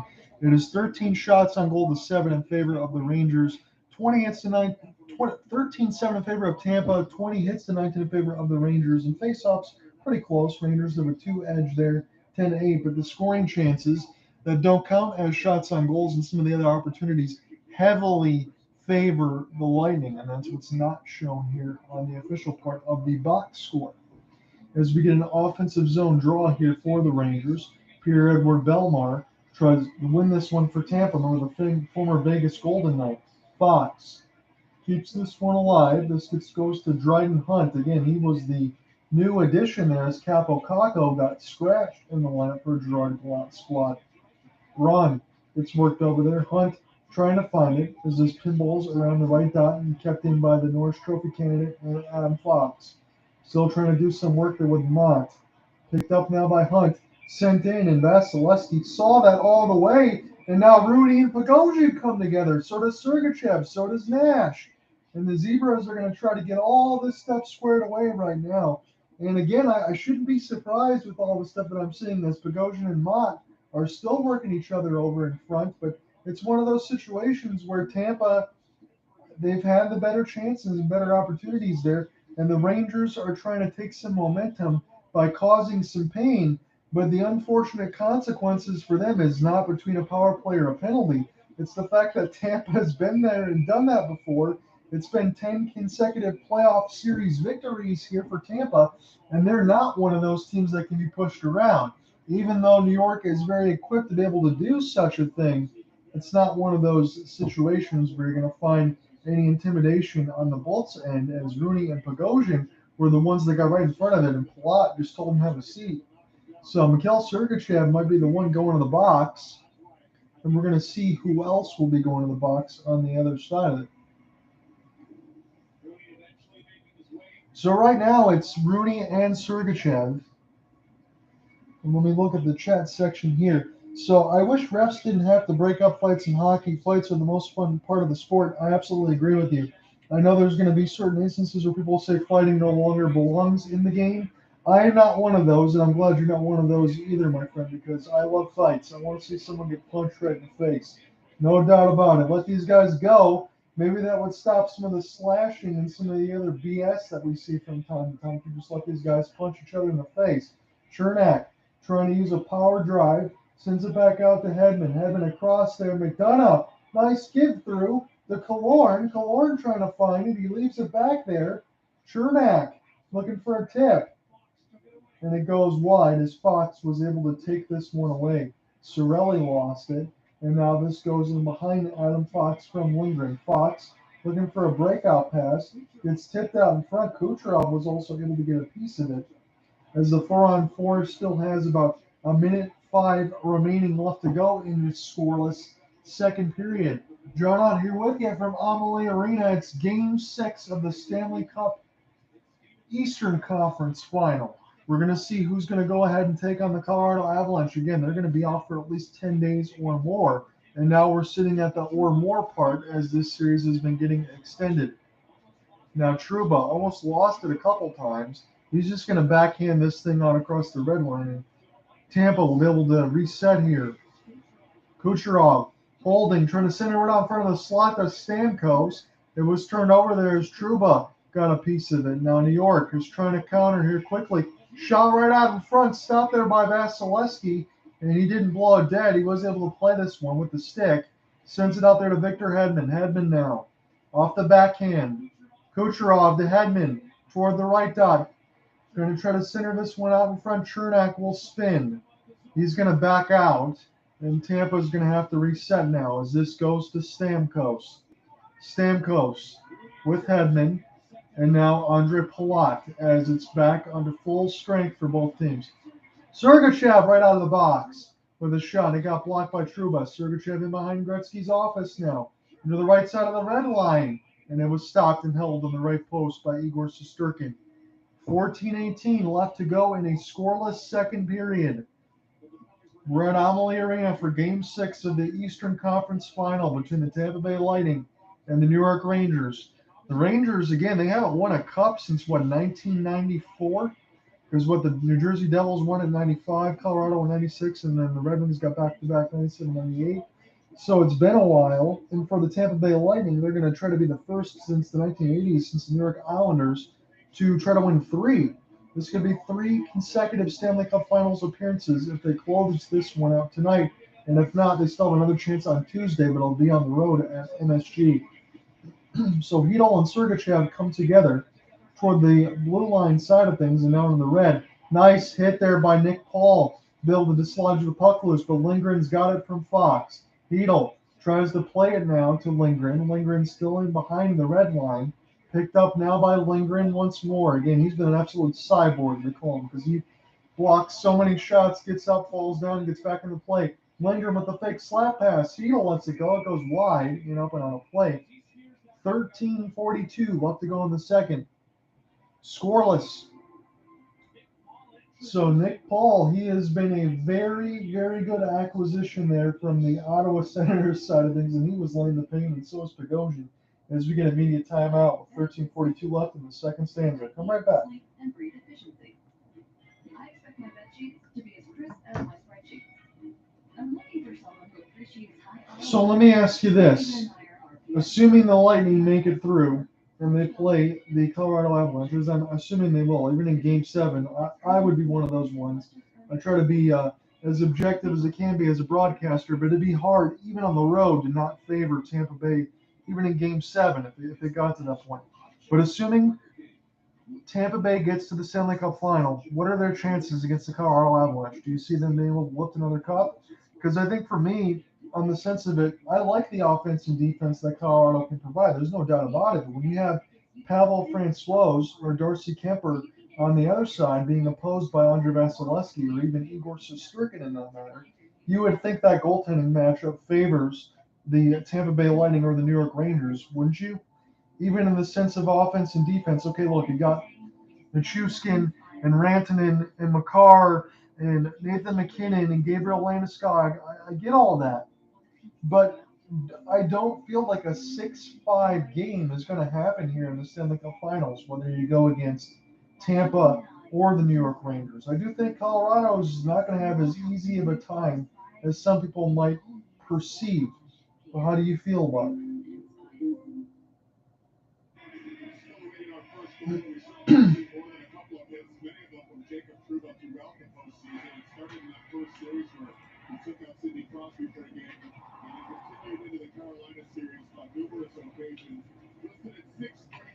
So we're getting back into the action here momentarily, and they're just showing a lot of Jacob Trouba highlights here on the Sportsnet side of things, and why not?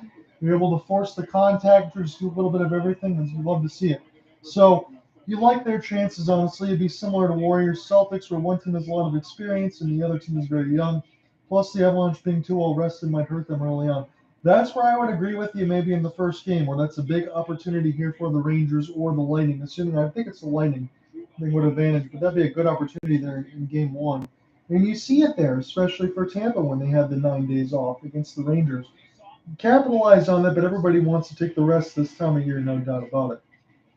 Back into the official action right now as this is across the red line. Palat try to work this one out to Nikita Kucherov. Nikita Kucherov has been an absolute Russian machine in the playoffs, and you make that comparison in there between Victor Edmond and Stamkos and everyone else that you want to throw out there. They've been absolutely splendid.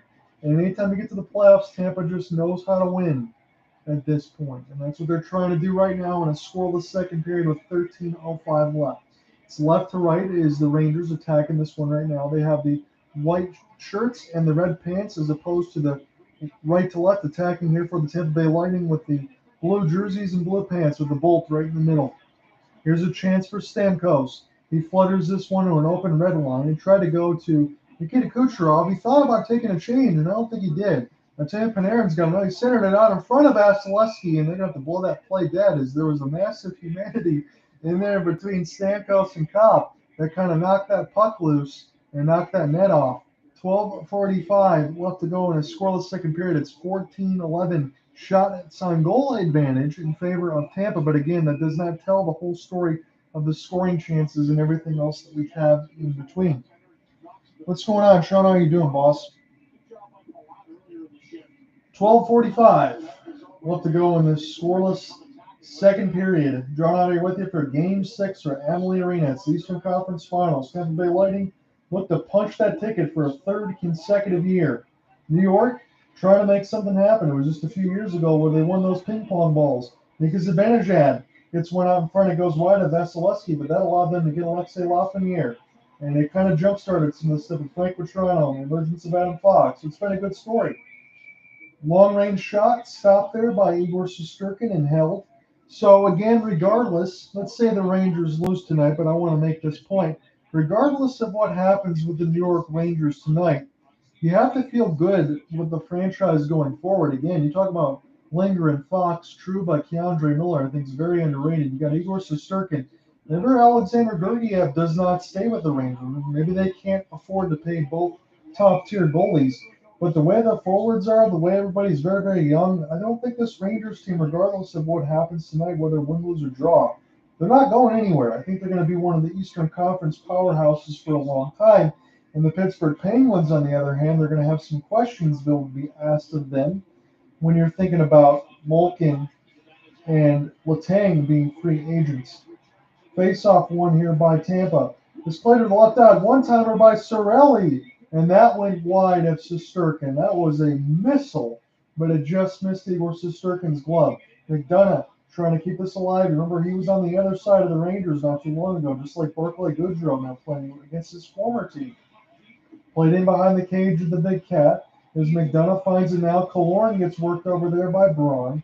Trying to play this out ahead there is Brandon Hagel, the pickup of the Chicago Blackhawks. He needs help. There was 3-on-1. He was the one. And he's going to put this one back out in front where this goes to Schneider. Schneider and Braun, the third line's out there for a Gerard Gallant squad on defense as this one gets dumped in. In behind the cage, Mikhail Sergachev to Hedman. Perry, he's no worse for wear after taking that massive hit there by Jacob Trouba. And this gets turned over there as Lindgren trying to cross that red line. Lindgren with a couple extra work. Victor Hedman will try to spin off of this right now. Filipino will keep this one alive. Kaapo Kakko has been scratched in favor of Dryden Hunt, so that kid line has been broken up just a little bit for Gallant squad. Ross Colton tries this one loose. Ross Colton still trying to find Nick Paul. Colton's got it himself. Lets the wrist shot go. It gets blocked out in front before the high slot, before it even hits Shesterkin. A one-on-one race on the other end, won by Mikhail Sergachev. 2 goals in the previous Game 5 that helped Tampa take a 3-2 edge. Now we are in Game 6. 10:45 left to go in the scoreless second period. Nash will flip this in deep as this finds Trouba. He hammers this thing around the kick plate now across the red line. It goes back into Tampa's own end. Mott with a series of work there as he got a massive hit on Belmar. He fell down to the ice hard. Now picked up across and intercepted, but this is going to be an offside entry and the play is going to be blown dead. 10:27 left in the second. 15-11 is still the shots on goal advantage of the Lightning, and the hits will continue to keep on climbing here. I'll get another look at that on the team stats side of things. It's 26-23 on the hit side in favor of the Rangers, and faceoffs have been a lot better for the Rangers where they were not in Games 4 and Game 5. They actually had the advantage 14-10. Tampa was usually up between 8-10 on the other side, and faceoffs can be very important, especially in the own end as far as puck possession and trying to get set up, especially when you're on the power play. And we have not really had one. We've had a 4-on-4 with some roughing, but no power plays yet for either team, as we're getting close to the halfway marker of the second. In behind the defensive part of it here for Tampa is Sergachev. He can get this one out, but Jacob Trouba will pinch in. Kevin Rooney trying to keep this alive around Sergachev as sticks and skate blades collide. It's 3 Lightning to 1 Ranger. Picked up now by Pat Maroon, trying to chase his 4th consecutive cup. Hagel toward the right dot. He got cut off there by Miller. Picked up now by Trouba in behind there. Rooney and Miller also joining in. Not sure who was sandwiched there on the Tampa side of things, but Pat Maroon is trying to keep this alive there with Hagel. And the ref can deem the blow this dead at any given time, considering that the puck does not move. It's loose out in front of the slot. Shesterkin, big save. The bodies collide. It's drowning pull everywhere as the net gets knocked off. And now we have another beating toward the left side of the red line. Trouba, McDonough, Nash, Miller's got a hold of somebody as well. And it's a good thing the Zebras didn't blow that play dead, because on the other side of it, you had a massive humanity and some action. Shesterkin made a big kick save, and then bodies fell on top of them as that was turned around. So that was a hell of a sequence there for Tampa, again, to try to be able to get something going. And you can't help but notice, again, just as your radio side broadcaster, I don't know if you're following along on the TV feed or not. I got Sportsnet here with me with the ESPN box score on the other side. But it's one of these ones where you just see good action here for Tampa, and I can't help but feel as Maroon just did a somersault over Shesterkin that they're just chipping away, and they continue to chip away here. We're getting a media stoppage.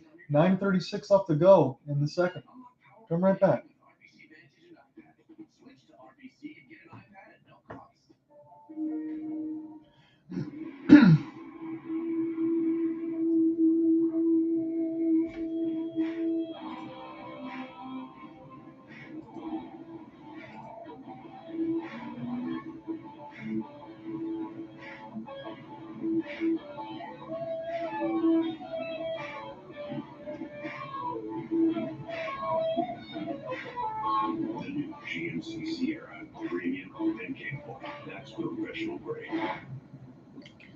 I appreciate you guys following along regardless. Like I said, I know that there's going to be some others that will do the Stanley Cup stuff, and Patrick will probably get a lot of that stuff in there with a couple of his buddies, which is great. So more people that have hockey coverage, the better. I just know on the other side, I wanted to label this separately in the sense of if you wanted to get the full play-by-play call to follow some stuff along, I just want to make sure to have note of that. And as always, in the bottom section of it, if you follow along, hopelesssportsguy.wordpress.com, I'm going to have the complete game story with the play-by-play. And then as we go along, I believe in the Stanley Cup Finals, Cooper Hopkins is going to join me. Doesn't matter which one of these teams are, they're going to be taking on the Colorado Avalanche. Bridgeville will join me for a couple of games. Then we'll get a chance to call a winner together here. But right now I'm on the singular call. If this goes to Game 7, I should be available for Tuesday. And if not, I will catch back up with everybody when the Stanley Cup Finals returns. I would be covering a lot of the NBA playoffs, but like everybody and their mother is doing that side of the call there. So what's going on, man? How are you doing? I know everybody's doing a lot of NBA final stuff. So if there's like 5 or 6 people on Colorcast, I usually just let that go and I'll watch it. If there's not a lot of coverage on it, then I'll go ahead and put something in. Victor Hedman is going to the room. Well, that's a big development there. It was a Ryan Lindgren hit from what I saw. So we're going to have to get an update here on Victor Hedman. He has just gone to the dressing room. That is a big loss for the Tampa Bay Lightning. Again, you have your 6 defensemen. Now they're down to 5. You're going to be double shifting some of that stuff. But again, when that happened with Ryan McDonough in Game 5, it was Mikhail Sergachev that got double shifted a little bit, and that ended up working out really well. When you have Jan Ruda and you have Eric Chernak and you have Ryan McDonough and some of these other guys in there, you can fill that void. But again, Victor Hedman is Victor Hedman, so we'll see what ends up happening with that. And no, that is not good. We're going to see how that's going to end up changing some things. Steven Stamkos scores! Toward the right dot. You got some news that wasn't so good, but what was good was the captain makes it 1-0 in favor of the Lightning. My goodness, that was a simple 5-hole shot, but Steven Stamkos found the seam. 6 goals in the last 8 games for Stammer. And let's see how this broke out. It was a breakout pass. Strome didn't try to find it. C&I single right to the 5-hole. Stamkos makes it 1-0 Lightning. Let's go Bolts. Yes, sir. Steven Stamkos, the captain. You got to love to see it. And again, for anyone, and I'm not one of those, but I'm saying for anyone that hates on the Lightning, hates on success, hates on the Tampa Bay Buccaneers, the San Antonio Spurs, the Golden State Warriors, the list goes on and on. You know, people hate dominance. Well, you can't really hate on Steven Stamkos. It has been there since inception. He's been a Warrior fighting through. It's only fitting that he gets the first goal of the game. And I'm saying that as just the broadcaster with an objective aspect, not because anyone else is in the room. You can't hate on a guy like that. Even when it was me during the times of, again, I'm 35 years old, when it was Steve Yzerman and Joe Sakic, I never hated on Joe Sakic, even though, again, as a diehard Red Wings guy, it was tough to stomach Colorado, but you appreciate greatness. That's how I've always been. On the other side, but Toronto, we'll spin this one around. This is kept alive inside the blue line side. But Toronto trying to keep this alive. Again, the Rangers probably feeling momentarily stunned, and that's one of those ones that Shesterkin's got to be able to save, no doubt about it. Great shot there by Stamkos, no question, but you can't have goals like that end up happening to you. And they talked about it in the intermission on the Sportsnet feed, and I think all of us even in here could be smart enough to tell you, Tampa Bay, they already have that vice grip, and they get a chance between a 1-on-3. Stamkos just flutters it through near the right dot, beats Shesterkin clean. That can't happen. And, you know, Shesterkin's got to be feeling it a little bit, thinking, I wish I would have had that one. And the Rangers on the other side of it, there's no margin for error. I mean, it's not only just because it's 3-2, but you give Tampa an edge, they're going to take a mile. So Stamkos from Palat and Sergachev, those are your official numbers right now. It is 1-0. Tampa has drawn first blood at the 8:23 mark of the second period. Neutral zone faceoff win. Trouba had it blocked there momentarily. Vasilevsky tried to play it there, almost stolen there by Strome, and now picked up with Ruda. Palat centered it out front. A chance off a backhand forehand stop by Shesterkin as Maroon got stonewalled by Shesterkin. This is in behind the cage now on the red line. Picked up now Barclay Goodrow off of a pass, and he's got to put this one in. What a save that was by Shesterkin after giving up what was probably considered a soft goal. He made a save like that. And a couple of those saves, maybe you can argue if they didn't happen, the scoreline would be what it was because Tampa has outchanced New York in the worst way. Shesterkin will come out and play this on the goal crease. This is in through the blue line, and the Rangers are desperately trying to get something going. Ryan Strome gets it blocked out in front by McDonough. Lindgren trying to play it, and Vasilevsky going to take no chances. He's going to glove this thing. 7:25 left to go in the second period. Bogosian with another power move. And again, if you can recall from a couple games ago, that was Bogosian that ended up scoring part of the first of the game. He got that crucial assist with the power move that set up Pat Maroon, and he made another one. Shesterkin made a miraculous save. So Zach Bogosian, you cannot get caught puck watching. If you're the New York Rangers, doesn't matter if he's a defenseman or not, he can make you pay. 41 shot attempts for the Lightning to just 20 for the Rangers. I think that kind of says the story, even though the 1-0 scoreline probably carries the loudest voice. Adam Fox plays this one out in front.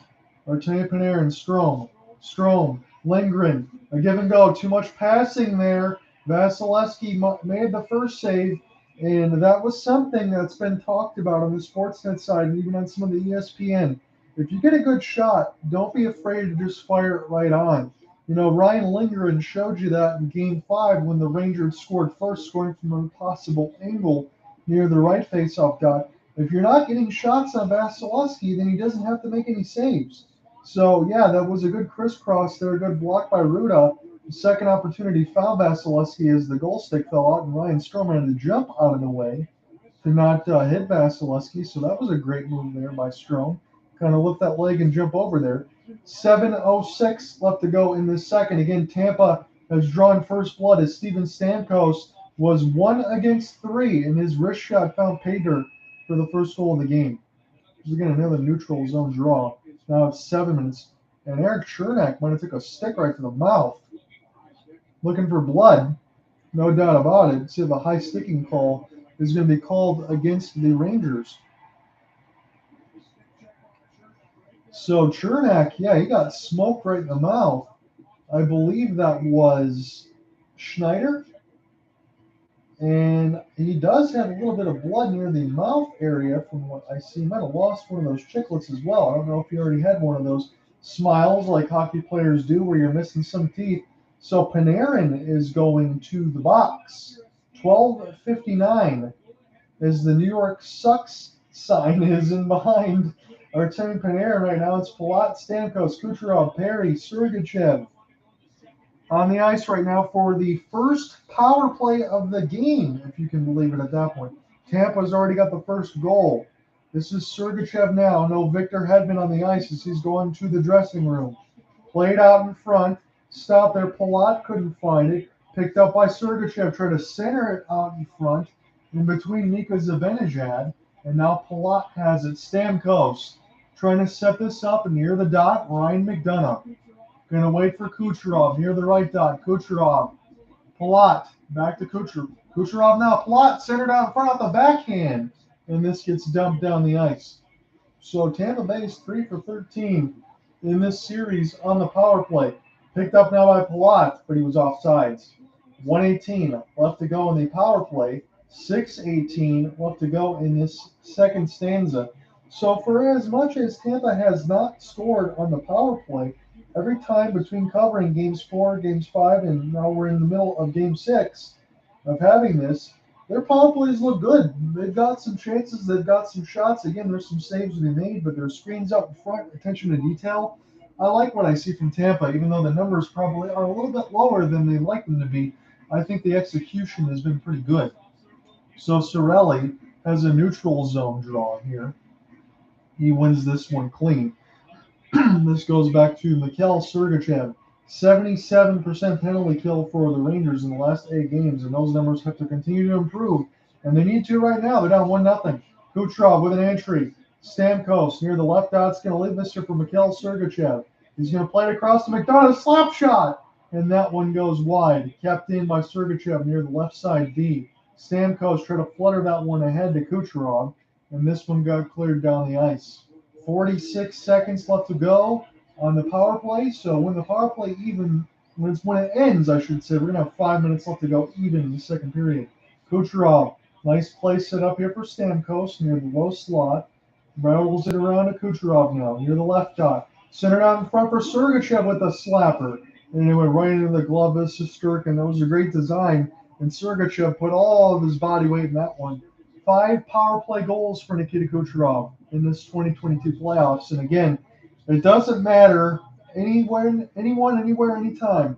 You put Nikita Kucherov on the ice during the playoffs, he's probably scoring a goal, getting an assist, getting a point somewhere, and just contributing to the pain to other teams' demise. And I'm trying not to exaggerate, but Nikita Kucherov has been that good. You put him in the same category as a Sidney Crosby, as a Alex Ovechkin, as a Connor McDavid, Leon Draisaitl, any of that stuff. When it comes into the playoffs, Nikita Kucherov is an animal, and he gets the job done. Adam Fox plays this one down. McDonough will glove it. Perry's also part of that second line power play. Palat now with Stamkos. He's been out there the entire time. Palat couldn't find it now.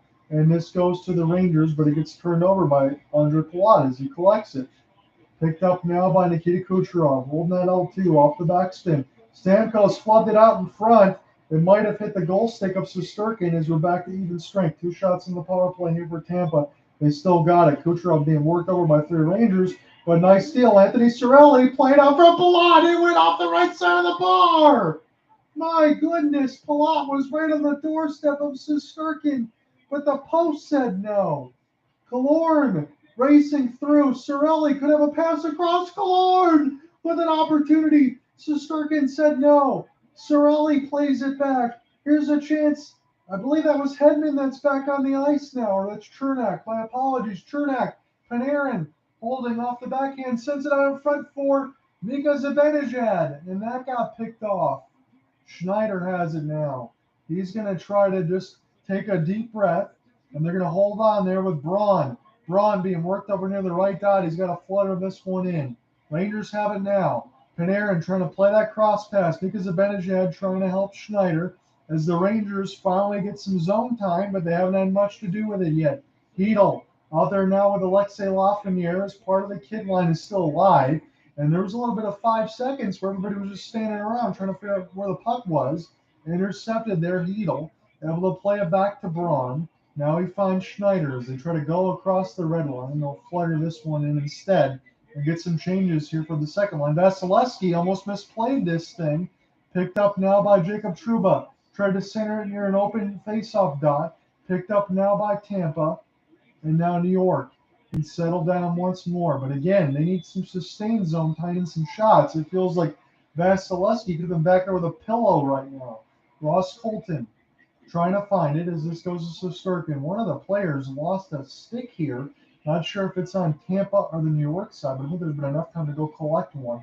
So there's going to be a stick in the offensive zone of Tampa when they make that rush right to left.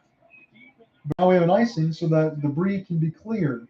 2:56 left to go in the second period. It is a 1-0 advantage for the Tampa Bay Lightning. Steven Stamkos again have to keep bringing this up. He was 1-on-3, and he was the one. He was able to find a wrist shot into the 5-hole that beat Shesterkin, Mikhail Sergachev, and Andre Palat. So Mikhail Sergachev has been hot. He's got the last 3 consecutive points that gave Tampa a 1-0 lead at the 10:43 mark of the second period. We're going to have to do this draw again.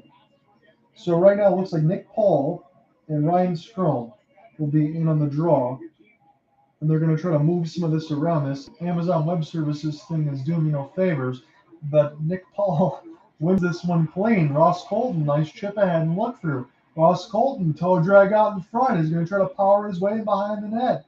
Still working to the left out now. Sergachev, Chernak, try to go through the screen. Colton trying to find this one now, but he does keep it near the left dot. Sergachev has it now. He's going to flutter a backhand in deep off the kick play where this finds Andre Palat.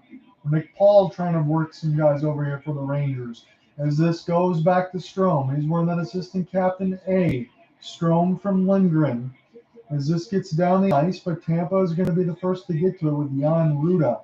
So Ruda with a long bomb pass to Palat. Centered out in front, and a good stick chip there by Trouba to knock a sure goal away. That could have been 2-0 Tampa. And now Miller gets this one in deep. Picked up now by Trouba. He tries to shoot short side on Vasilevsky. Centered out in front, Zibanejad had his shot blocked. As this goes to Tampa now. Kucherov, it's a 1-on-2. He's got it now across the left side red line. Gets it around the kick plate now to Brandon Hagel. Hagel trying to wire this one back to Kucherov. He needs some help. Here comes Ryan McDonough. Trying to get a pass that goes past the stick of Trouba, and it cannot. Frank Petrano, the rifle acquired from the Florida Panthers. Leaves it to Mika Zibanejad. Centered out in front.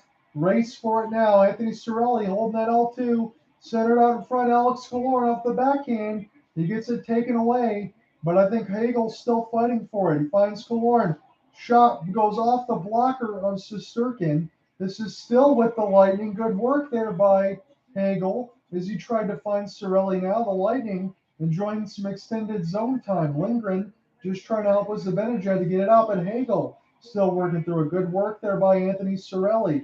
He's getting a lot of time now that Braden Point has missed some extended time. He could be available by the time the Stanley Cup Finals gets underway. Got less than a minute to go left this second as the Rangers finally get it out. 40 seconds left and a 1-0 advantage here for Tampa.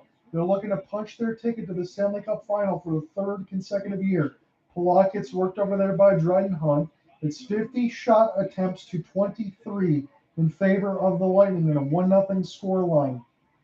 Rangers have to chip and chase this one ahead, but Mikhail Sergachev was the first to get to it. It's turned over in front of Vasilevsky. This is worked over near the high slot. Miller, Trouba through the screen. Stopped there by Vasilevsky. Tampa might have time for one more rush. It's Ross Colton to Nick Paul. Nick Paul with a drag ahead. Off the toe drag, this falls back to Trouba, and Trouba can get this one down the ice.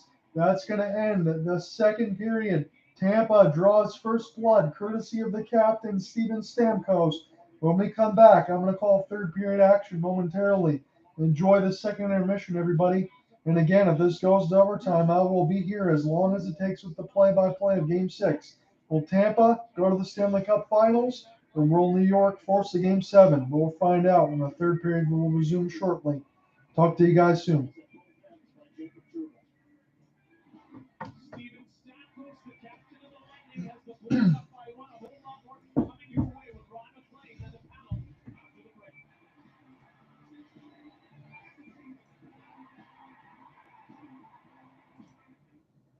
Any car can take you places, but mine does so much more.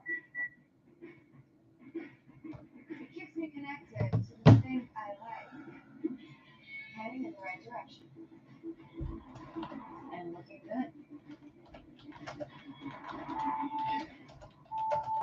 When the unexpected happens, it helps protect me. That's why it's more than just a car to me. The Elantra. Stay connected and protected. If you haven't tried Dawn Power Wash Dish Spray, what are you waiting for? It's Dawn's fastest and easiest way to clean everyday dishes. On simple messes, just spray, wipe, and rinse. On tough messes, it's spray activated suds have 5 times faster grease cleaning power to break down grease without water. Plus, it's time to spray cleans even harder to reach places better. So, replace your dish soap with Dawn Power Wash and spray your dishes clean.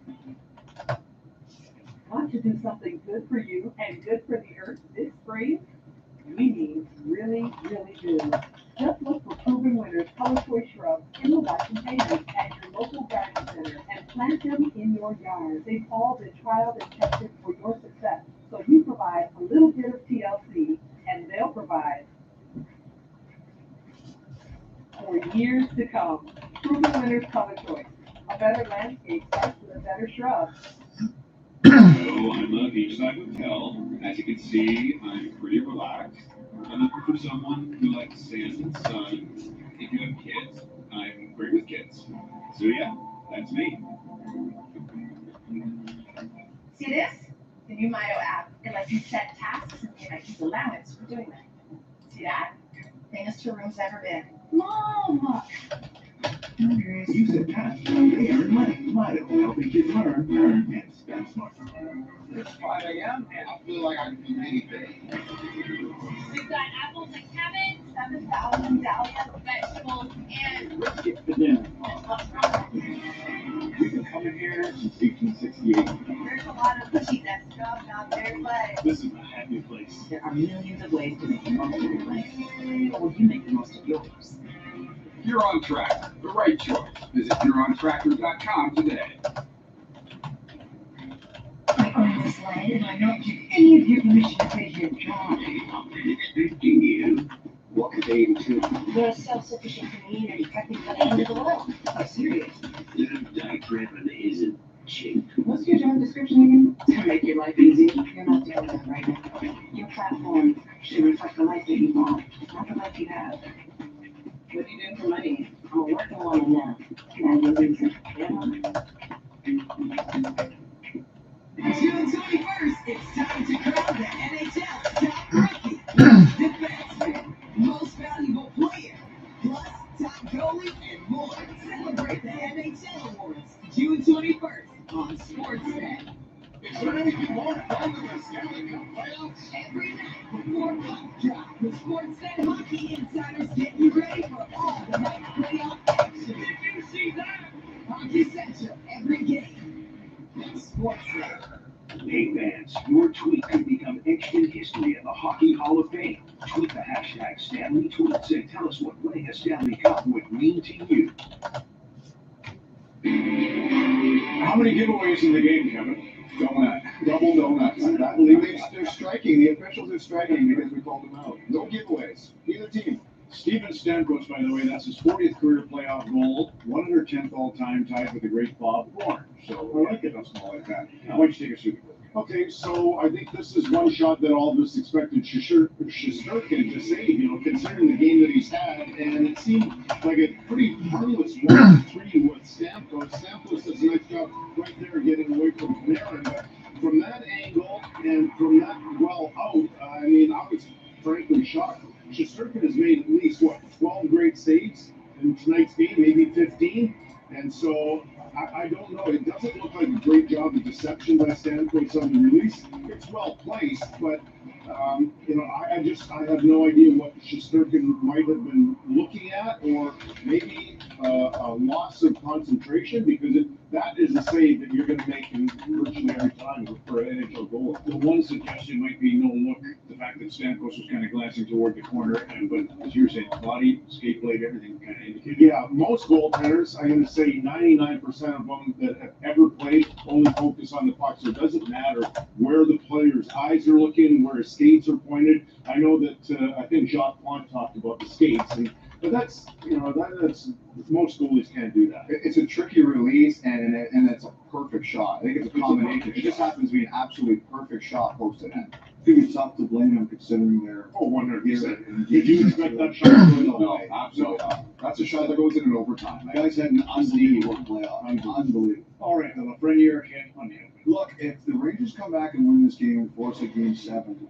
I wonder if they're going to have Lafreniere for it. This is textbook right to Hedman. And the thing I always look for is, does Hedman's head or body position move at a point where Lafreniere can't avoid hitting him? I think the answer to that is no. I think that's an avoidable play, a pick to the head. It's one of those things where he could be suspended potentially into next season. Hedman didn't come back for the rest of the second period, but to me, that's textbook, and Hedman doesn't move in a way that Lafreniere has no choice but to hit him. It's a missed call for sure, Elliot, and for the people that are outraged by this and think that there's no accountability, this is essentially a tryout for the referees for who gets the finals, right, Ron? Yeah. So there is accountability. That's how they decide who gets to do the finals. So that's what it is. But there was another missed call as well, and it was the Trouba hit on Perry. It's different in the sense that there's no head contact, but it's probably interference, right? Because I don't think the puck actually touches Perry. The argument can be made that it goes through his stick, And if the referees did see this, that's probably what they're thinking. But that was also another big collision that wasn't called. That one almost hit two ways. You know, Corey sees him at the last second, so that one is. And the punch just go by him just a hair before that. But if it comes through you, you don't touch it. Like, is that fair game to finish your head? That's a tough call. But he didn't read it through. It was kind of caught, right? Right. So right. I would give him a break on that one. I still love the way Trouba plays. Yes, 100%. So once you run through activating the defense, what's the temperature? Yeah, so I think you saw both teams do it, but Tampa, we certainly noticed it with them. And who knows what that could potentially help for the rest of the third. But this is Chernak 4-on-4. And what you'll see, and with those guys we mentioned about this, I think we was talking to Dean, this is the way we play. And you'll see Sorelli there, and Greg Lubeck and McDonough almost get the chance. But the Wolves realize when they're here going, they're staying back. Watch him here. He's going to take off. And this is fast. Also, he's sticking like in front of his own net, like the poise, and then the trust by Hedman to just take off and say, I know my goalie's going to make a good play. I'm going to join the rush. And then what do we got here? We got Bogosian. This guy is lying. Taking it wide, takes it to the net. I got all of the story notes all typed out here. So I'll just get you caught up. Anyone that's joining in the second period, but you're caught up here now in the sense of what happened. So Tampa was starting to roll in that second period. It looks as though they were taking momentum. 47-25 in shot attempts at the 10:43 mark of the second period. Steven Stamkos from Mikhail Sergachev and Andre Palat. The puck was moved to the offensive zone, but Stamkos, it was him alone. It was a 1-on-3. He fired a wrist shot and beat Shesterkin 5-hole. It was probably one that Shesterkin should have had. It was one that New York couldn't afford to allow. 23-13 is the official shots on goal totals. Hits are 34-28 in favor of the Rangers. Shesterkin has made some ridiculous saves, even on Hagel and Maroon, even in the second period. But it happened, and they got scored on. Alexei Lafreniere took a route on Victor Hedman. He hit him, and it's one of those situations where Victor Hedman missed most of the second period. He did not return. There was no penalty call. Maybe Alexei Lafreniere gets suspended, even if he goes into Game 7. Who knows? And with that Jacob Trouba hit on Corey Perry, that probably was a penalty. That was not called. We could get some clarity this week, Ron, and I think Barry Trotz at least is getting closer to letting some teams know what he's thinking. Here's where we kind of have him on footing. Steve Eiser is Cassidy's secret, but I think Trotz has talked about them. Cassidy, that also slowed things down a week because a number of teams wanted to talk to him. I put a question mark next to Winnipeg because I think they've talked to him, but I can't 100% prove it. Here's some other names. Jim Montgomery, I think he's one of the guys that Boston has looked at so far. It's their job to be open. Peter DeBoer, I think Dallas is interested in him, in addition to Cassidy, potentially others. John Tortorella. Yeah, if Peter DeBoer goes to Dallas, they're going to be horrible. He's not a good coach. Also, Rick Tocchet is a name I've heard with Philly and Vegas. But I think Trotz and Cassidy are getting closer to making some decisions, which I think hopefully can please out. Great. That's interesting. Yeah, it's You didn't say anything about Duncan Keith, though. I did. When we were listening, You said he was your favorite player ever. oh, because I thought McKenzie was my favorite. I'm sorry we didn't get to your Duncan, Kevin, because Elliot was doing the logo motion. Kevin's not in a grand funk, but a little down the dumps.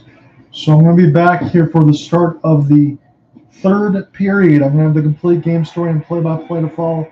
HopelessSportsGuide.wordpress.com. So that link is in the description as well on the YouTube side and the Colorcast side of things. We'll be back to score the third period here in a moment.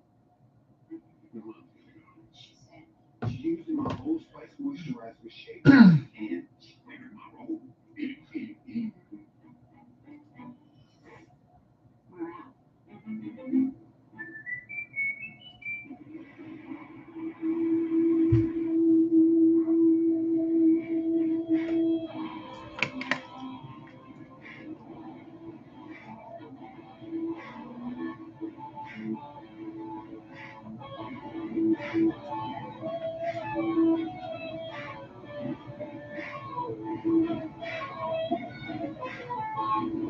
GMC Sierra, premium and capable. That's professional grade.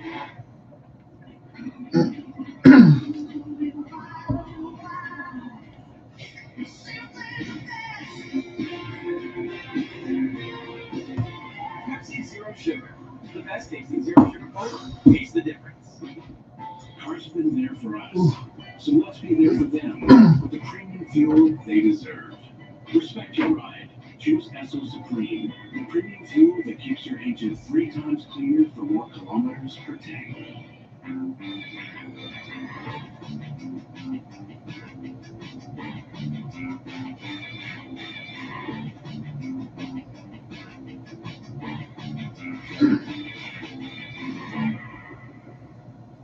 don't want to spend our lives worrying about money. So, we switched to Equestrian. You know what that means? Now I can sleep like a baby too. It's time to switch to Canada's #1 rated online broker. Strange returns for a brand new season. That sounds awesome. Extremely. It's a huge deal. I want all the It's this fall on CBC and CBC Gem. Welcome to Legends in the Baking. A brand new season of the ultimate baking battle. What do you want? Get set. The Great British Baking Show. New season starts Sunday, July 10th.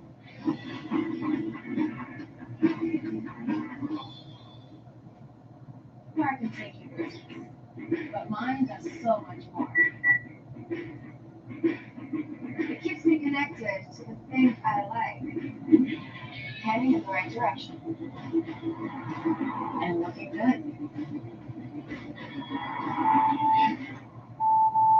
When the unexpected happens, it helps protect me. That's why it's more than just a car to me. The Elantra. Stay connected and protected. Welcome back. Just a program note, the Stanley Cup final will begin either Wednesday if the Lightning win tonight, or Saturday if the New York Rangers force Game 7 on Tuesday night at Madison Square Garden. So it's Wednesday or Saturday for the grand finale. Still lots ahead. It's 1-0 Tampa Bay through 2. Hockey Night in Canada and the Stanley Cup Finals. Doesn't have to be great at tennis to be great at tennis. In fact, with the BetRivers Sportsbook app, anyone can enjoy the fun of live in-game betting, where you can bet on all the action, including point-by-point betting from around the world. Plus, with award-winning customer service, it's always game, set, and match.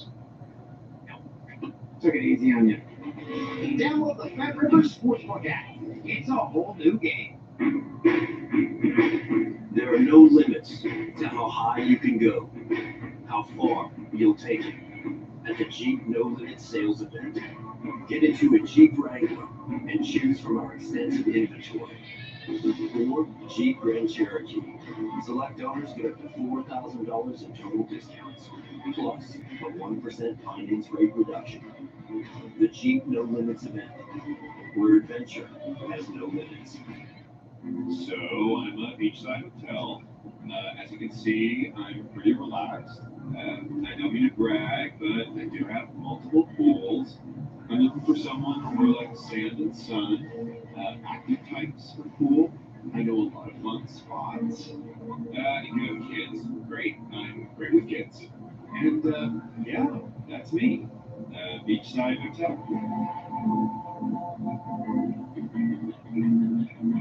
The CBC Listener, award-winning podcasts, live local radio and news features, and hundreds of music playlists featuring Q with Tom Power, where artists and entertainers get personal. It's not the first listen with CBC Listen. I'm Sean. I just recently moved back from London. I'm an alcoholic. There are things going on in this family that need to be confronted. Sure, it's the right place for me to say so. 10 teams will dig, pound, carve, and sculpt to create extraordinary works of art. We like wonky. That's ideas. Uh-oh, it's coming! Watch after Race Against the Tide. We've performed it so many times, but that one time it was just a little different. I was dancing with my legs shaking and my hands shaking, and I had the ring bang home in my pocket. And I had no idea. You got me good. Winners like us, we play to win. And to the winner, go the spoils. Third time I've been knighted. Everson. Love one. Giant. Spoils. I'm spoiled with spoils. And with North Star Bets, the spoils don't stop. Sportsbook with betting insights? That's a win. A curated collection of casino games you love, that's a win. And with North Star Bets, all in one place, that's a win.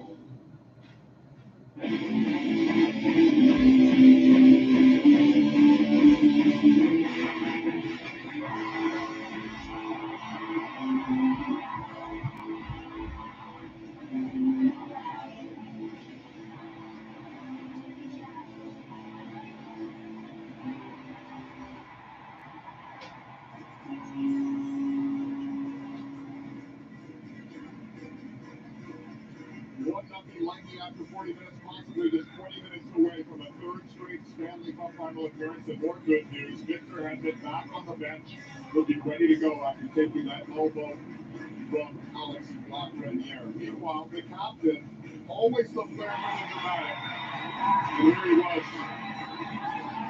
in the second period, giving the Lightning a 1-0 lead. Just they're missing that one. And let's flash back to the 2020 Stanley Cup final in the bubble. Game 3 of the final. Erik Stamkos making his playoff debut. Remember, he was injured down here. He only played 5 shifts in the entire series. He scores on his very first shot. Unbelievable run for Steven Stamkos in the Lightning. Hard run. David John Cooper asked earlier today what has Stamkos improved on in terms of leadership. He says he keeps his emotions intact. Now, he was a young captain. He's grown into the role. He's calculated in what he says. It just has overall better feel. This third period now underway. Everything on the line for the New York Rangers against the Wild. Third period is underway and everything is on the line right now for the New York Rangers. If they don't win this one, the series is over, and Tampa Bay is going to be able to just go ahead and face Colorado in the Stanley Cup Final. So if Tampa wins tonight, the final will return on Wednesday, and if it goes to the Game 7, it'll be Tuesday. Big save on the other side. Hagel set up by Cirelli, and it goes down and out of play. So again, Tampa wins tonight. The Stanley Cup Final begins on Wednesday. If New York wins and forces a Game 7, either way, the Stanley Cup Final will begin on Saturday. So that's what we know right now. Also, what we know going into the start of this third period, again, I am back underway. I'm going to be here all the way until we actually get a winner in the handshake line and all that stuff too. So when it comes down to it, there was a hit by Alexei Lafreniere against Victor Hedman. They were showing that on the Sportsnet side. We will see what happens to New York as far as Alexei Lafreniere. Again, if this series ends tonight, he'll probably still be suspended for the start of the regular season, and what the health status will be on Victor Hedman as well. Ryan Strome is not on the bench for the Rangers, so everybody's kind of beat up, and we'll see what ends up happening. But from what we know right now, it is 1-0 in favor of the Tampa Bay Lightning, and if they win this game tonight, they'll be playing the Colorado Avalanche on Wednesday. So they'll be looking for 11 straight playoff series victories, and they get just one more following that. There'll be 3 straight cups for the Lightning. So Ryan Strome, no shots, 8:42 ice time, and he was hurt blocking a shot. And again, he is on the bench. Victor Hedman is on the bench for the Lightning. Andrew Copp gets us ahead here for Fox. Shot goes wide, up and out of play. 18:27 left to go here in this third period. John Andre right there for Game 6 from Amalie Arena. It is 24 shots on goal to 14 in favor of the Tampa Bay Lightning. And again, the shot chances, I can dictate this as far as the official call here, the shot chances are 47-25, not even accounting on goal. So everything is in favor of the Lightning right now, including the 1-0 lead. And we'll see if they can add to it, if the Bolts can add to it, or whether or not they hold. Face-off draw won by Nick Paul. And this goes from Corey Perry. I've been very impressed with Nick Paul in this series so far, and as it pertains to being able to play forward and centerman, and be able to win draws and do everything consistently. Alexei Lafreniere gets a pass across there for Barclay Goodrow. This goes behind the cage of the Big Cat now, trying to get picked up now by Sergachev. It is played to Andre Vasilevsky off the goal stick. He's going to take no chances and hold. with 18:03 left to go in the third period. So again, your official numbers, they will sound like this. Shots on goal 24-14, hits 35-29 in favor of the Rangers. Face-offs are pretty close, 21-18 in favor of the Rangers. Just one power play, and that one belonged to the Tampa Bay Lightning, and the Rangers had killed that off, but they've given up a 1-on-3 entry. Yes, 1-on-3 entry from Steven Stamkos, 5-goal shot, made it 1-0 Tampa Bay, even though Shesterkin has been really good in this contest. Vasilevsky has been good. He's got the 14-save shutout, but he hasn't been tested enough, and that's been the narrative over the last few parts of these games between 4, 5, and 6 right now. And a high stick up in the face of one of the Rangers players, not called, and now they have the delayed penalty. So now Tampa will be on the first penalty of the game for them, and Heedle got hit right in the mouth. So we'll see if this is going to be 2 or 4, and who's going to be serving it. This is going to be the first power play of the game here for the New York Rangers. So Heedle gets hit right in the mouth, and Corey Perry is going to be the guilty party. So this is a big opportunity here for the Rangers to try to draw even into this contest. 17:34 left to go in the third. Corey Perry is going to be serving a 2-minute minor for high sticking as John Cooper looks on. And again, the Rangers have been really, really good as far as their special teams work throughout the entire playoffs and in the regular season. And no better time than the first right now to try to even this up. 4 for 14 in the series at 28%. Adam Fox will play catch-stroke Panarin. Slap shot there for Zibanejad. Went off the outside of the post as this goes back around from Panarin. Fox lets it go through the screen, but it found a host of blue jerseys and cleared down the ice. Well, this finds the goal stick of Shesterkin. He's going to play along now, pass to the captain because of Zibanejad. Now Fox is Zibanejad as he crosses the red line. Gives to Martin Panarin now. Zibanejad will find this one. Panarin has it off the backhand. He's holding that L2, trying to keep this thing alive. This goes back to Fox. Zibanejad in the high left slot there. The shot goes blocked again, down by the Bolts and cleared. 1:10 left to go on the New York Rangers power play, the first for them. And Tampa Bay already had one. They are 0 for 1. The penalty kill for the Lightning is pretty good in the last 10 at 83%. Again, the Bolts find it and get this one out as this goes in between Fox. Because Zibanejad trying to get to this as Alex Killorn was trying to do some lone forechecking here for the Lightning. Kreider set up here for Fox. Now back to Chris Kreider. He's got 57 goals throughout this playoffs and the regular season combined. He had 52 in the regular season. Panarin, nice work off the body to be able to keep that one alive, but he needed some help. They found Mikhail Sergachev, and the Rangers' power play has looked pretty weak in this side of it. No shots and just 3 straight clears here for Tampa. We'll see if the Rangers can get something going. One more rush as a serenade of booze happens to Alexei Lafreniere every time he touches the puck. It's chance now for Trouba. Slap shot here for Fox. And that one goes wide. There was the rifle that let it go. Frank Petrano as it got cleared down the ice again. Shesterkin back to Trouba. And the power play is going to end by the time the Rangers can even get into the offensive zone. Alexei Lafreniere gets this one around the kick plate. Steven Stamkos trying to find it. Tampa has killed and they return to even strength. Corey Perry now out of the box. He's going to be the first one to it in behind the goal cage of Shesterkin. He blew a tire there. Picked it back up. Stamkos trying to help him corral it. Pass gets pinballed, turned over, and shot up and high out of play by Stamkos. He was trying to get his second goal of the game. 15-15 mark of the third period. And again, you can't have those situations where Stamkos is the one to be able to get that turnover. That can cause you some problems. And Corey Perry is able to dodge a bullet here with 15-15 left to go on the third. But that was just a lot of window dressing for the Rangers power play. Yes, they had some screens in front, and now Eric Chernak has gone to the players' bench. So already without Victor Hedman, if they're already without Eric Chernak, you're really going to be double shifting now because your 2 of your 6 defensemen will be missing time. So we'll have to keep track of that development. So Chernak, 29 blocks tonight, and that's what's kind of taking him back into the players' bench as this goes back down. Mikhail Sergachev has it now. Plays it across the red line.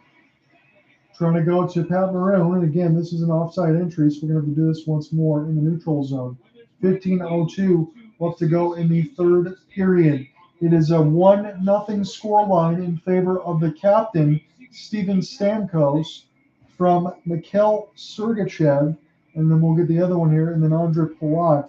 So Andre Palat has been a beast. Sergachev was excellent in Game 5 with 2 goals, and Steven Stamkos has his 8th of the playoffs. That's what stands the test of time right now at the 10:43 mark of the second period. Slap shot it in. Bogosian rattles this around the kick plate as we've hit the 14:50 mark of the third.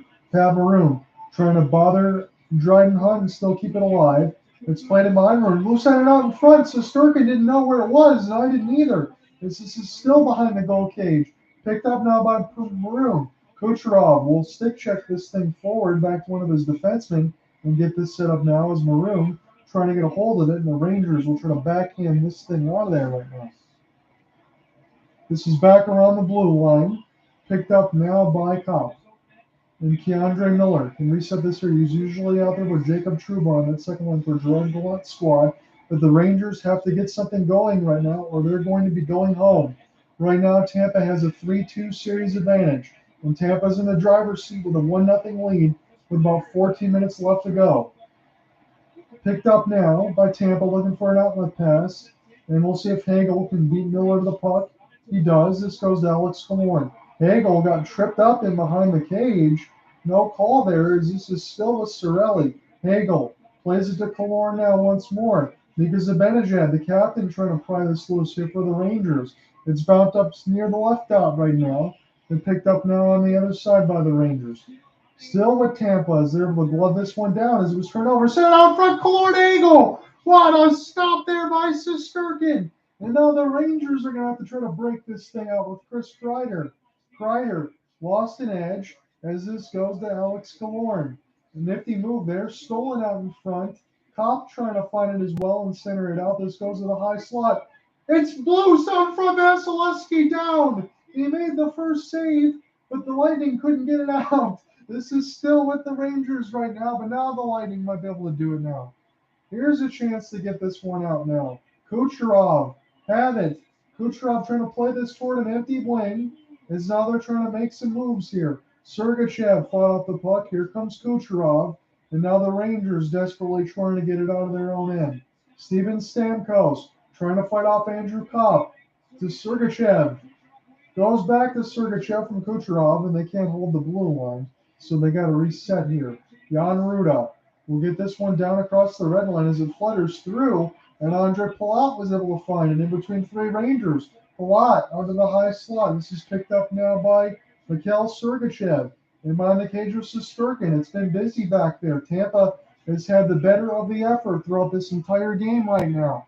Picked up now by Nick Paul. He's trying to get around Lindgren. This still goes to Zach Bogosian. It gets blocked and put toward the left dot. Went off the skate of Tampa. Tried to be shot on. And now the next shot goes off toward the right side of the boards. And Bogosian will pin this in deep. Killorn and Ross Colton trying to do some work out there with Corey Perry. Ross Colton with the steal. Plays it from his knees. Bogosian keeps it alive. And this goes back to Ross Colton around the kick plate to Corey Perry. Nick Paul still keeps it in. Looking for a deflection out in front by Perry. And that one goes wide. And now it finally alleviates the zone as Lindgren's had an extended shift. He's got to be tired. He's at about 1:55. Keandre Miller is going to take his time there. Everybody's standing right now at Amalie Arena, and for good reason. Tampa has been really good in this contest. They're taking some offensive pressure, and they're playing well. It could be a 2-on-1 opportunity. And what an effort there. Hagel keeps it alive. Centered out in front. Stop by Shesterkin. Keandre Miller is down. And now the Rangers try to play this one out to Alexei Lafreniere. It's 1-on-4. He tried to back pass it into nobody in particular, but it was trying to get kept in there by Barclay Goodrow. And the offsides will blow this one dead. 11:03 left to go in the final stanza. The Rangers are doing a little bit of what they can here with Andrew Kopp. Some chances out there for Panarin and Zibanejad. They finally got some work on Andre Vasilevsky, but the big cat has been exceptional. And a couple chances on the other side for Hagel, Maroon, Cirelli, and Shesterkin denied it. So 11:03 left to go in the third. Still looking for a winner.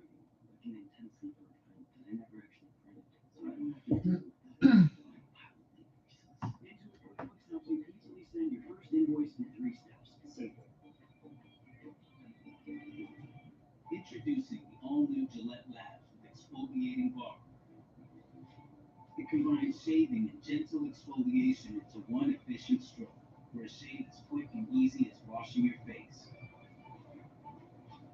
There are those who idle, and those who never seem to stop. They can't. They have to keep moving, refusing to rest, reimagining what's possible, getting it done. That's what we did when we redesigned the GMC Terrain. And those are the people we did it for. With 3.99% financing for just 72 months of Test. GMC Terrain, plus eligible Costco members can receive a $750 bonus on select models.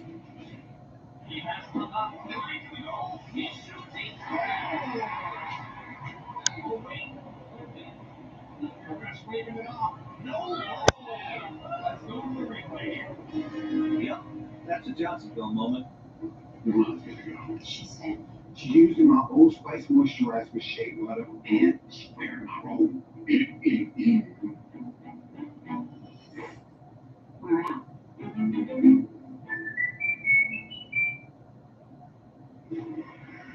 Two great chance by Tampa Bay Lightning in a row, setting up opportunities. Belmar has a look. This one just So Belmar just shot it wide as it was tipped out in front of Killorn, and Hagel were right on the doorstep against Igor Shesterkin. So that was some good effort there. And on the other side, New York has put some effort in there with Kopp to try to find an evener here, as it's 1-0 Tampa with 11:03 left to go in the third. So the neutral zone draw was one. And back we get the official action. It's going to be an offside entry here by the Tampa Bay Lightning. So we're going to do it once more with 10:56 left to go in the third period. D. Elliott, man, I appreciate you being on the call here. Hopefully you can stick with me for the rest of this game. This has been a good one so far between the Tampa Bay Lightning and the New York Rangers. Inconceivably, it was Steven Stamkos on a 1-on-3. And yes, it is a 1-on-3 where he was able to enter, shoot a 5-hole wrist shot, and beat Igor Shesterkin. And that's where we're at right now with a 1-0 scoreline. Again, I got the Sportsnet feed of it. If we get another goal and it's tied up, I will be here until the game is over. And if there is a Game 7, it will be on Tuesday. If there is not, the Stanley Cup Finals will begin on Wednesday. And if there is a Game 7, the Stanley Cup Finals will begin on Saturday, as the Colorado Avalanche still wait for a team. But Toronto plays this one out right now. And this goes back to Tyler Mott. So they're mixing between the first line and the fourth line. Gerard Gallant's trying to pull out all the stops right now. And this goes back behind the Big Cass cage, and Zach Bogosian has it now for the Bolts. Looking to break out. Bogosian and Chernak, they've usually been on that line together. And sometimes it's been Sergachev because Victor Hedman has missed some time in behind the cage. So no Ryan Strome right now for the Rangers. No Victor Hedman right now for the Tampa Bay Lightning, and that's where it stands. And the hit that was happening in between that second period, it was Alexei Lafreniere taking a pretty good run at Victor Hedman. Again, the hit before that on Trouba and Perry, that could have been a penalty call, but they were saying on the Sportsnet side of it, even if this series is today for the Rangers, Alexei Lafreniere might be suspended to start the season in October. But we'll see what ends up happening. Kreider, nice setup there for Zibanejad off the backhand, trying to center it out in front for Panarin. And it went wide of Vasilevsky, but it's in behind the cage. Vasilevsky holding on to that left post as Zibanejad gets it out there. Keandre Miller lets a bomb go. And this goes back to Trouba. Trouba now on the other side, Panarin. Zibanejad still in behind the cage. Rangers need a goal right now. 9:30 left to go in the third. Trouba lets it go. It gets blocked out by Anthony Cirelli. Cirelli looking to break out here for the Lightning. He gets that left side faceoff down. Nice move ahead by Cirelli. Finds Killorn off the kick plate. Plays it back to Anthony here. Cirelli using that body, trying to get around Keandre Miller. This goes back to Killorn. He tried to backhand it out in front and went off of the pad of Shesterkin and played in toward the right dot. As this is put by Kreider in, and this goes back to Eric Chernak. So Sergachev and Chernak are out there right now. Kucherov. And across the red line, he's going to take no chances. He's going to dump this one in. Ryan Strome's not going to return with a lower body injury. So the Rangers are one forward short, just like the Lightning are one defenseman short. That's the official call right now. Alexei Lafreniere, nice toe drag, another series of moves. Still has it near the high slot. Then he gets dumped on the wallet. This is Kopp. Centered it out in front to nobody. Fox will play this one back to Lindgren. Lindgren into the high slot to Kopp near the left dot now as this is spun around the kick plate. A delayed penalty is upcoming against the Tampa Bay Lightning. This is at a crucial time. It would put the Rangers on their second power play of the game. The Lightning only have one. So as soon as the Lightning touch, it will be called. And now it will be at 8:15 left to go in the third period. We'll see what ends up happening. I believe it's going to go against Tampa because Alexei Lafreniere was making a series of moves. I just didn't dictate who it was yet. Was it Steven Stamkos? Looks like it might be Steven Stamkos from the Bucks. So the lone goal scorer and the captain here for the Tampa Bay Lightning will be going to the box, and the Rangers will be on a power play when we return.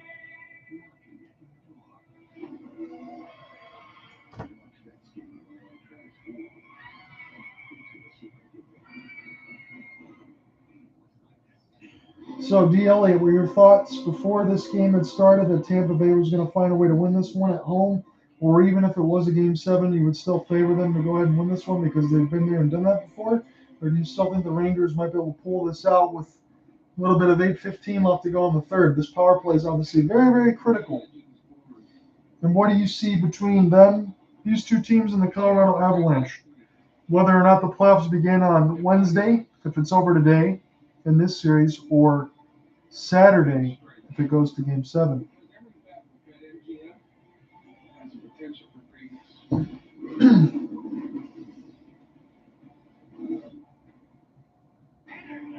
And again, I appreciate you sticking with me through the play-by-play and stuff because I know there's other streamers and stuff. I know Patrick's doing the game a lot, but let's have the play-by-play and then the complete game story to follow. HopelessSportsGuide.wordpress.com. So I'll have all that in there. I should be doing all the Stanley Cup Finals games, whether or not I'm with Cooper Hopkins or not. But if it goes to Game 7, I should be available for Tuesday. But for the Stanley Cup Finals, I should be covering every game. All right, well, the Lightning, they're going to be short-handed, but as far as the big picture of the game goes, the New York Rangers are short-handed. Ryan Strome not going to return to this game. Lower body injury, that nagging injury. Louis, to you. Alexei Lafreniere having a game in his own right. We talked about him elevating. Watch these moves here. 1-through-1, pokes it through. God, this is a sweet move by Lafreniere and then a sweet move twice. It was two toe drags there to be able to get all the way through. Couple series of moves, and Stamkos got called for the hold. That's what's listed right now. So back in the official action, Rangers got it on the power play. It was Lafreniere that drew with a couple of series of great moves. Mika Zibanejad now, Fox is Panarin. That's the right side of the dot. He's going to leave it there for a slap shot, and then went way off the kick plate. It bounced right back. Zibanejad, Fox, they're going to crisscross. Zibanejad likes that left face-off dot like Ovechkin. Panarin trying to toe drag his way through, but the Lightning are letting them have the outside. Panarin can't take him off the puck, but the Lightning aren't really trying to right now, as this goes back to Fox in the high slot. Fox with the slapper into the screen. Tampa can't clear it out. Panarin finds it. So the Rangers have done a good job keeping it in. Zibanejad through the screen. And it goes to the right of Vasilevsky in behind the red line. Picked up now by Nick Paul as he's trying to get it out. It bounced off of the skate. Nick Paul might have a break. Here's a chance back in forehand. Good defense there by Fox to break it up momentarily. But Nick Paul did yeoman's work to try to take a one-on-one himself. And this goes back to Kreider. Kreider holding near the left dot. He's going to leave it now for Mika Zibanejad. Zibanejad now waiting for the right face-off dot. This finds Jacob Trouba. Panarin. Now to Trouba on the high slot. Slapper for Zibanejad. And right into the catching glove of Andrei Vasilevsky. That last shot was at 94 miles an hour. And that was probably the first shot that the Rangers have had on their power play. And that was a pretty good one.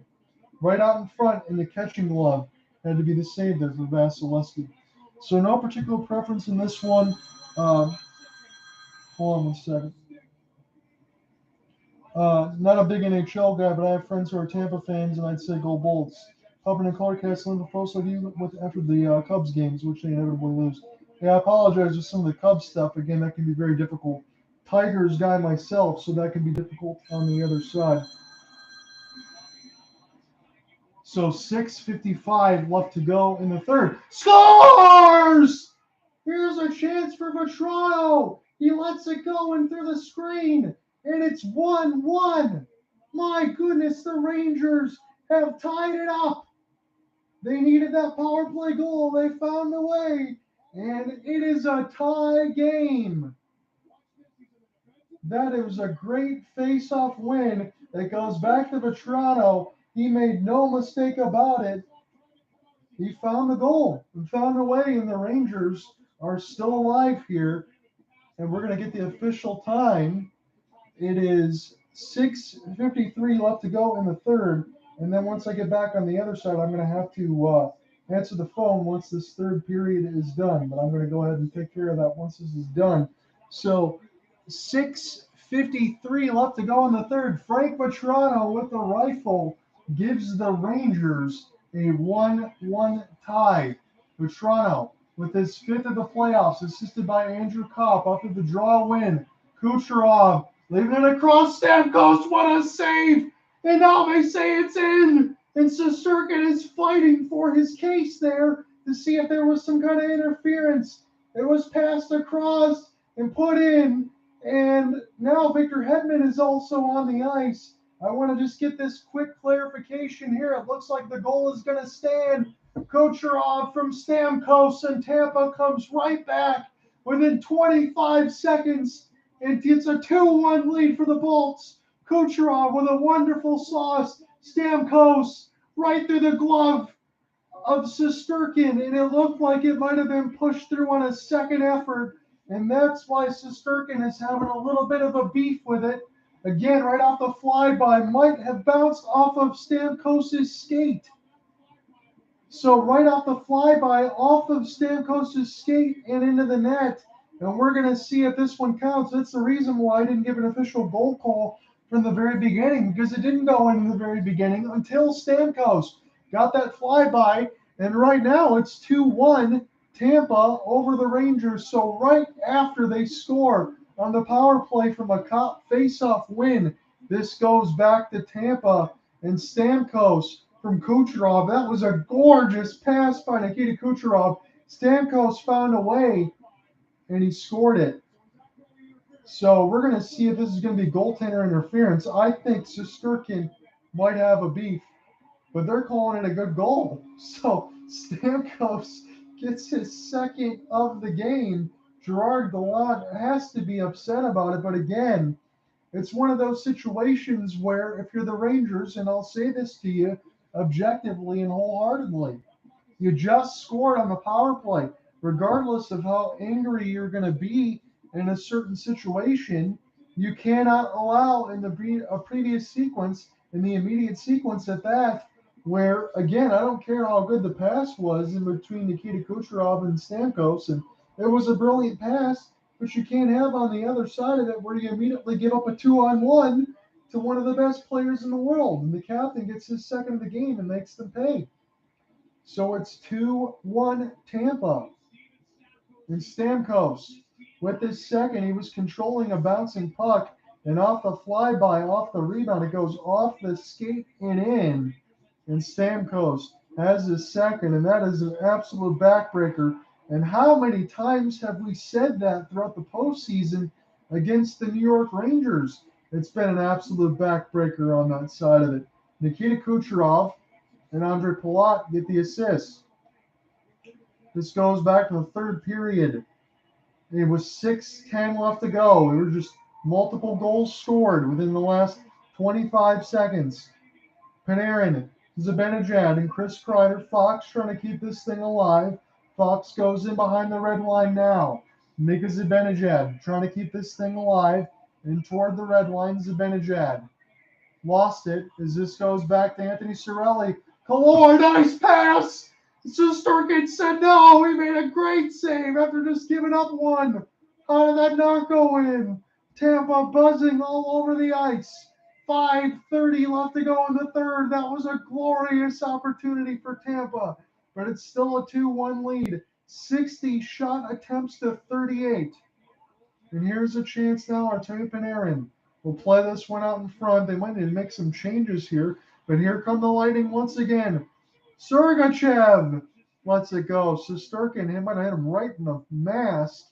He made the save. 5:16 left to go in the third period. Alex Killorn sets it up there for Hagel once more. And that second or third line, or wherever is out there right now for John Cooper between those two, have been brilliant.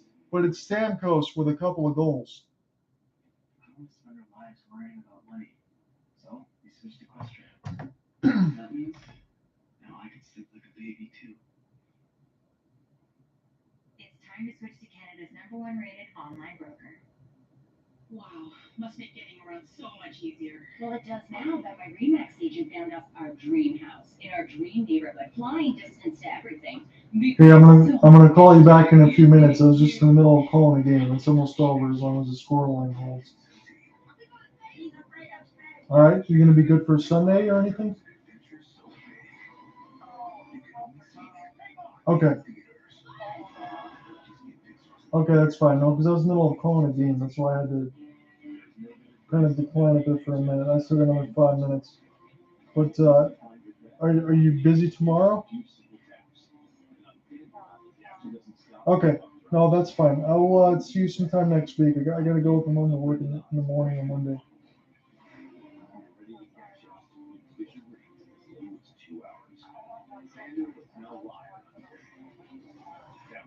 Okay, we'll figure out something Wednesday or Thursday then. All right, sounds good. Love you. Bye.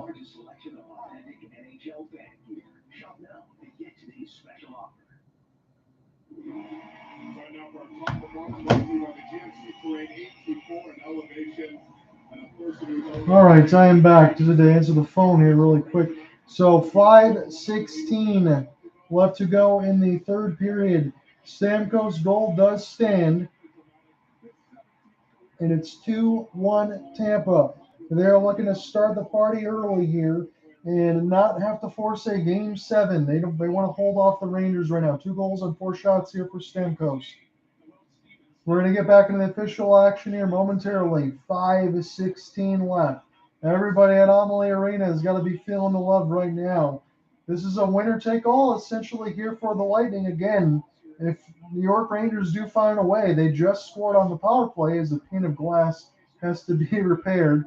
So again, the festivities and everything else will continue. And they were just talking on the other side for Sportsnet in the sense of what's going to be going on for Shesterkin, whether or not the goal should stand. And he just said, Zebra said, look, wave it off. It was a goal. It bounced right off the pad. It went right in. And it ended up working that way. So Stamkos' goal does stand. And we're going to get a little bit of the pane of glass repaired out in front. So it's a good time for me to get a little bit of a reset there.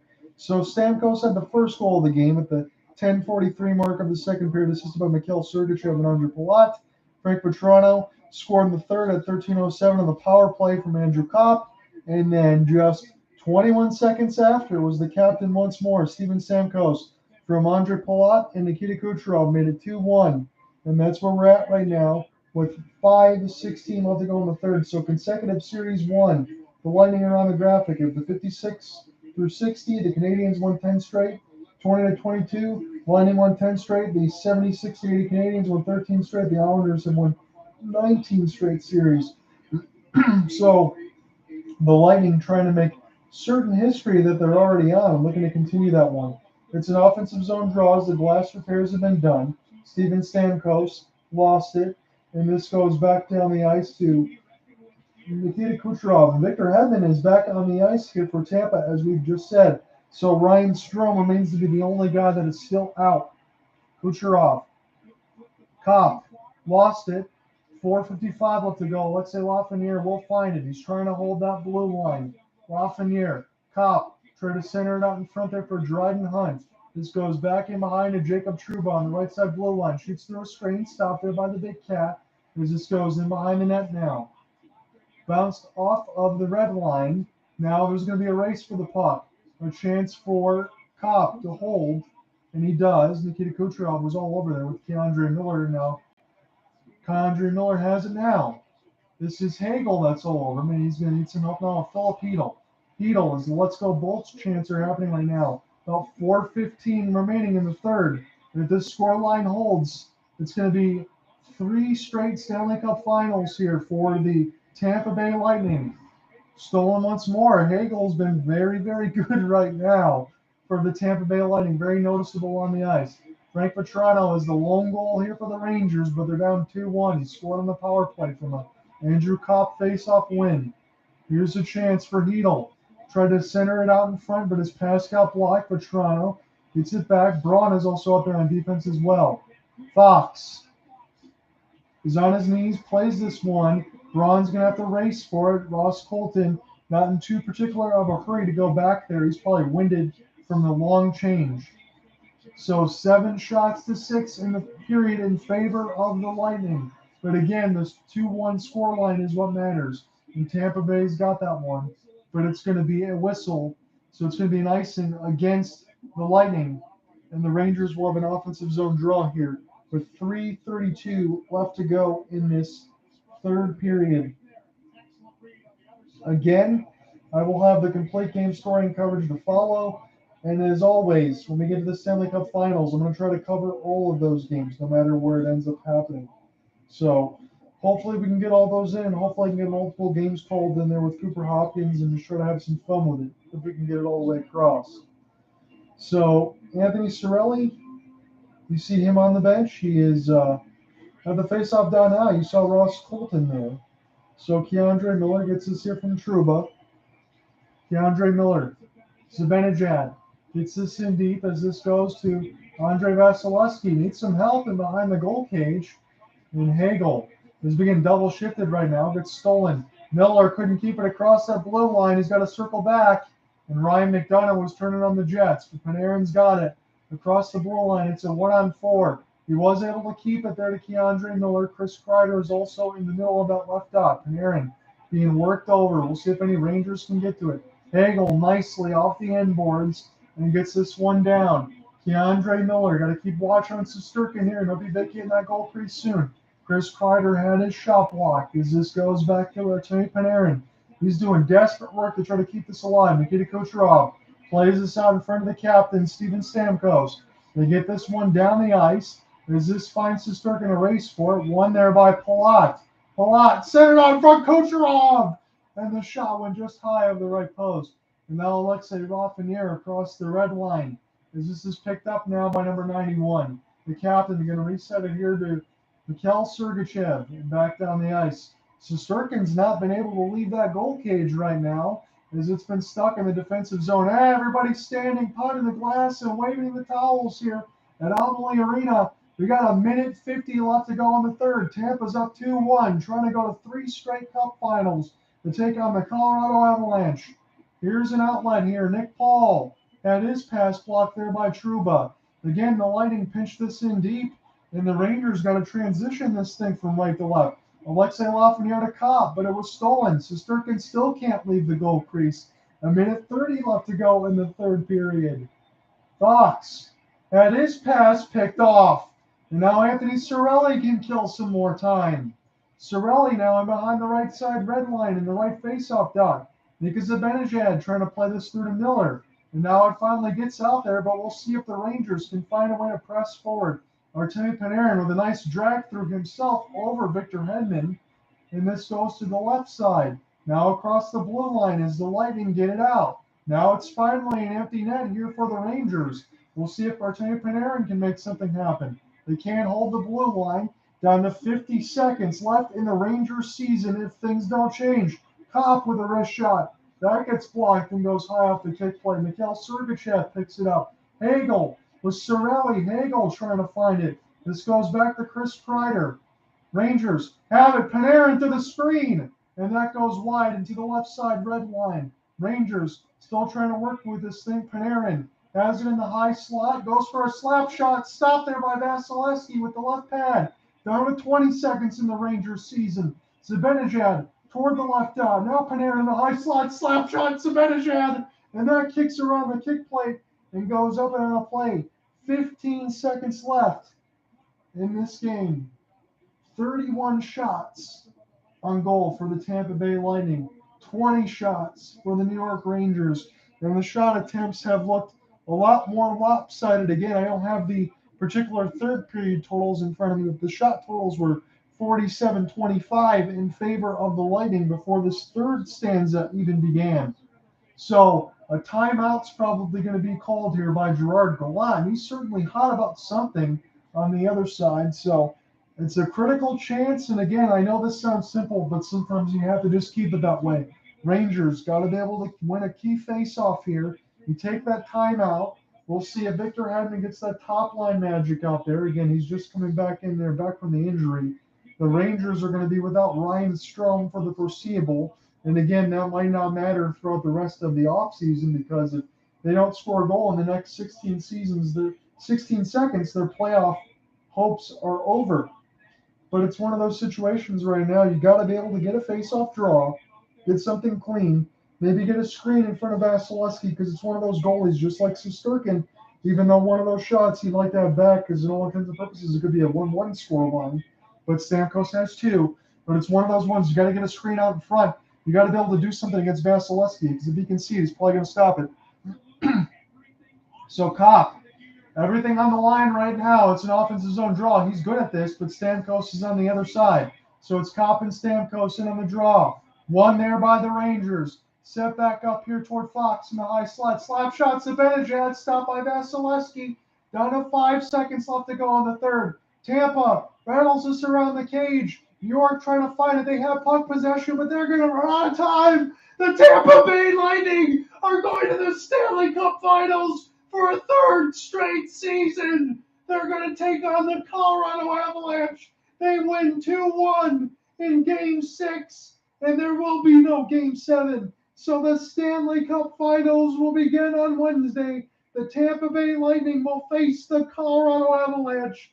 And for as good as this team has been, they've answered every single call of the bell. Within the first two games, when they were down 2-0, they won 4 straight after that. And the Tampa Bay Lightning will be going to the Stanley Cup Finals for a third straight year to take on the Colorado Avalanche. I will have that call for you on Wednesday. Hopefully it'll be with my partner, Cooper Hopkins. But we will try to work on that schedule for as much as we can. But as it stands, it's 2-1 final. The Tampa Bay Lightning have won 4 games in a row. They are headed to the Stanley Cup Finals for a third straight season. That is something that legends are made of. And again, if they win this thing, and you have a whole other series to play for against the Colorado Avalanche, but if they win this thing, they will be in that same category of the New York Islanders in the 80s of the last team to win 3 straight cups. So we get some celebration here on the Tampa side. I want to stay with you until we actually get to the handshake line and everything else is all said and done, because that is one of the best traditions in all of sports. Now, for me, on the Red Wings side, again, I'm going to be as objective as I can be as everybody's meeting for the handshake line.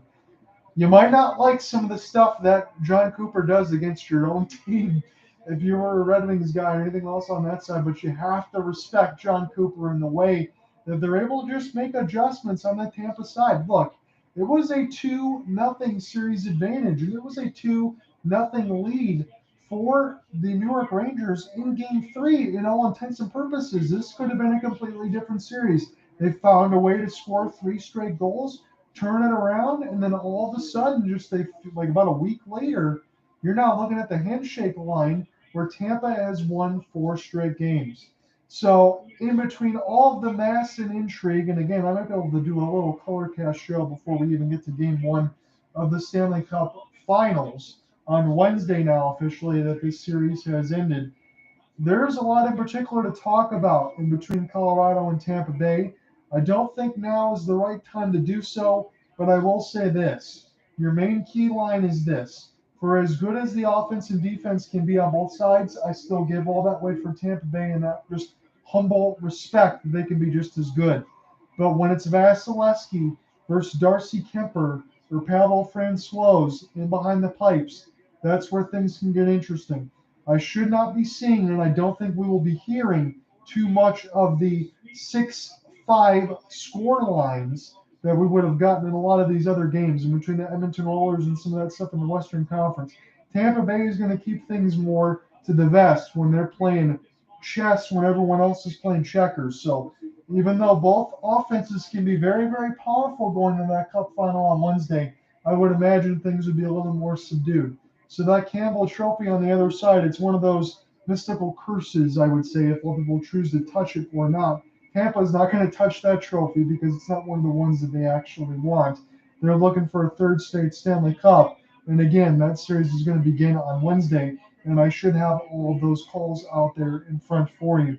Starting on that, I'm just going to try to see if we can get some mix in there with Cooper Hopkins as well. Hey, Patrick, man, I appreciate it. I hope you enjoyed the call and all that stuff on your other side. When we're thinking about it, I know you're talking about in the sense of you don't really care much for the Colorado Avalanche. And maybe off the record, I might think of some of that stuff too. But in the sense of what we're talking about for a possible Cup final, I think this is the matchup that I wanted to see the most. I can't even lie to you. In the sense of if you want to be able to beat the champs, you got to play the champs. Tampa made it now, and we'll see what ends up happening. It was a good effort there by the Rangers, but I can't help but feel they're going to rue the day they didn't win that Game 3 and bury Tampa when they could have been dead. I'm going to be back for the official call for the Stanley Cup Finals and stuff on Wednesday. So I'm going to close out the things on the recorder, and I'm going to have the game story up for you here shortly in a couple of hours. So let me look at the chat section and everything else before I close everything out. So, yeah, I mean, in this sense of it, I know you don't like that team, but in the sense of these teams playing, I'm really looking forward to this Cup final. I think this could be epic as far as these two teams. When you think about Stamkos, Kucherov, I know Braden Point might be returning as well, and then you have McKinnon, Rantanen, Landeskog on the other side. You have some high-caliber defense in there between Victor Hedman, Sergachev, Chernak, and then on the other side between Kel McCarr, Eric Johnson. Goaltending is where I really see, again, I know talk about this more in particular when we get closer to that date. Goaltending is where I see the specific advantage here for the Lightning. And that goes without saying. I mean, you have Andrei Vasilevsky versus Francois or Darcy Kemper, but it should be good. But I don't see too many score lines here where I think it would be, 4-3, 6-5. It should be a little bit closer. You got the Prince of Wales Trophy on the other side. But I'm going to be closing out this broadcast. I'm going to get the game story and everything else, writing and everything else underway. I appreciate it, guys, very much. And we will talk very, very soon. Have a good one. Peace. We talk so much about the Stars, and for good reason. The Stars are really what it's all about when you watch the big plays, the big time plays. But the guys that come over and play those minor roles are such a big part too. Here now is the presentation of the Prince of Wales Trophy. Ladies and gentlemen, NHL Deputy Commissioner Bill Daly will now present the Prince of Wales Trophy to the Stanley Cup finalist, Tampa Bay Lightning. Accepting the trophy are Lightning captain Steven Stamkos. Along with alternate captains Victor Hedman, Ryan McDonough, and Alex Killorn.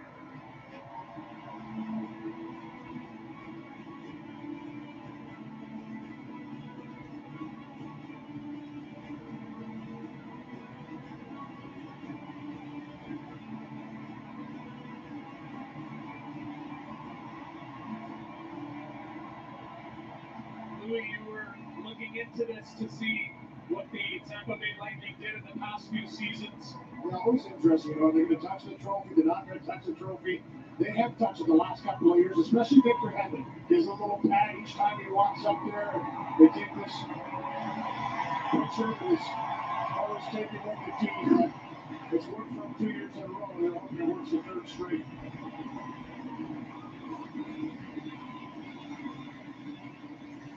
Here, the leadership of the Tampa Bay Lightning, Edmund Stamkos standing together, and the rest of the staff coming in for a team picture.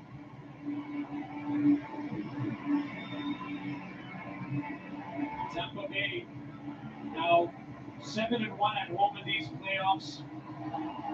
7 straight victories as they look ahead to the Stanley Cup final. This is a team that's been there before, obviously. Back-to-back Stanley Cups, going for the 3-2. It hasn't been easy. It's been a grind. We're down against the Toronto Maple Leafs. They got to win that one in 7. Swept the Florida Panthers, the high-octane Panthers, and everybody thought it was their year potentially to make some noise. Fend off a great young team in the New York Rangers, and now they have another great team to battle against, the Colorado Avalanche in the Stanley Cup final. Should be good one. Sure is. Against the Colorado Avalanche. A lot of firepower on both sides. As David mentioned earlier, Nathan McKinnon and his troops getting set. They were waiting to see who they were going to take on, and now they have their answer. It was the Tampa Bay Lightning who just weren't going to take anything else for an answer. They weren't. Down to nothing in the series. They battled back with 4 straight wins. And let's send it back to David Amber. All right, alongside Steven Stamkos with a bit of hardware. 11 straight series wins. Let's start with the big picture. What does that mean to you? I mean, what a group effort. Totally amazing what this group can accomplish when we stick together, when we stick to the game plan, and everyone had a huge part in this. It's amazing to do it in the style that we've done it the last 2.5, 3 years, and we're not done yet. How do you even explain it, right? You're down 2-0 in the series. You're down 2-0 in the second period to a very good Ranger team. How did you guys find it in yourself to take control of the series? Listen, we talked about it. Coop talked about it at the beginning. We're here to win a series, no matter how we do it. It might not always be easy. We were down 2, certainly not the start that we wanted, but that's how we found our legs. We found our game, and this group is just resilient, and that's all you can say. These guys battle. They do whatever it takes, and we saw the results. What about the journey for you today, Steven? Starts out with the goal, you're in the penalty box, they fly it up, you answer right away. What was that like for you, that whole sequence? I mean, it sucks when they take a penalty in a big game, they score and tie the game, but we just responded. And like I said, the resiliency in this group, it's unbelievable. I'm just so happy and proud to be part of this group of guys. It's really special, and I don't think a lot of people realize how hard it is to do what we're doing right now. And like I said before, there's still some battle, and we have it left in us. What is the matchup now with Colorado? Like when you look at McKinnon and Carr and all the talent over there with the Avalanche? I mean, certainly the toughest test that we're going to face. They're arguably the best team in the league. Probably a team we thought we were going to play the last couple of years, to be honest. So they've been, right there, finally breaking through. An elite team, we're going to have a huge challenge, but we'll have a couple of days to relax and come up with a game plan to slow those guys down.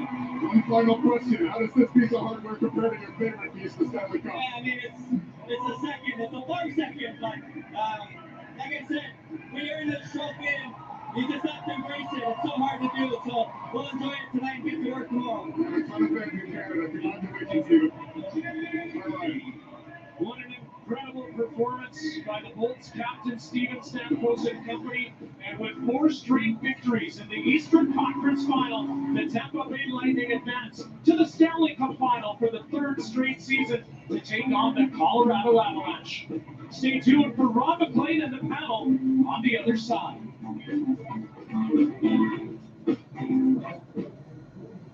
The CBC News app brings you the news you want. Get the free CBC News app today.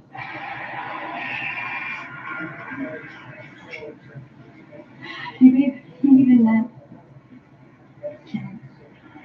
No, I'm good.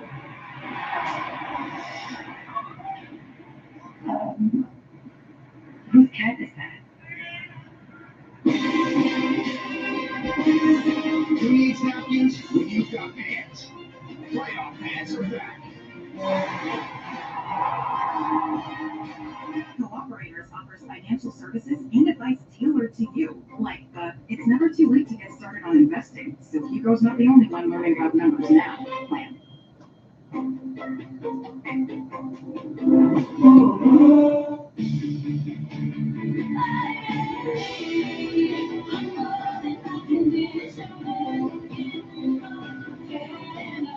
You're more than your condition. Ask your doctor about Invocana.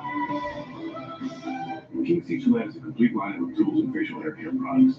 This is the King C. Gillette Style Master, designed with a 4-directional blade and 3-comb attachments with style stubble to the perfect length to give you the edge you've been looking for. Satisfaction guaranteed or your money back. Explore the full King C. Gillette lineup. Let's get some hotcakes and You made me suggest a cinnamon roll with tomato. How do windmills power people's houses? How about when watching the sky? Ocean, objects on the moon. How did you know that? We made it. Wow, how did you find out about this place?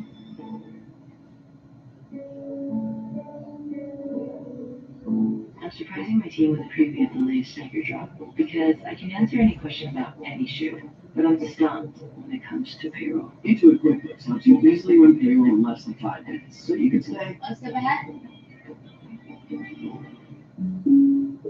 We're Malik and Mouth. We're scientists, we're engineers, we dance, well, not so well. We get really excited about science, and we want to share that excitement with the world. Windows 11 makes things easier.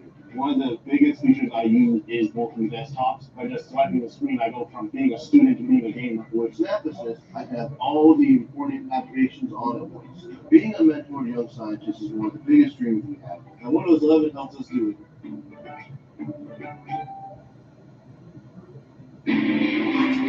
What a night for Steven Stamkos, Tampa Bay, going to Denver Wednesday, and with Kelly, Kevin, and Elliot, which takes for Stamkos.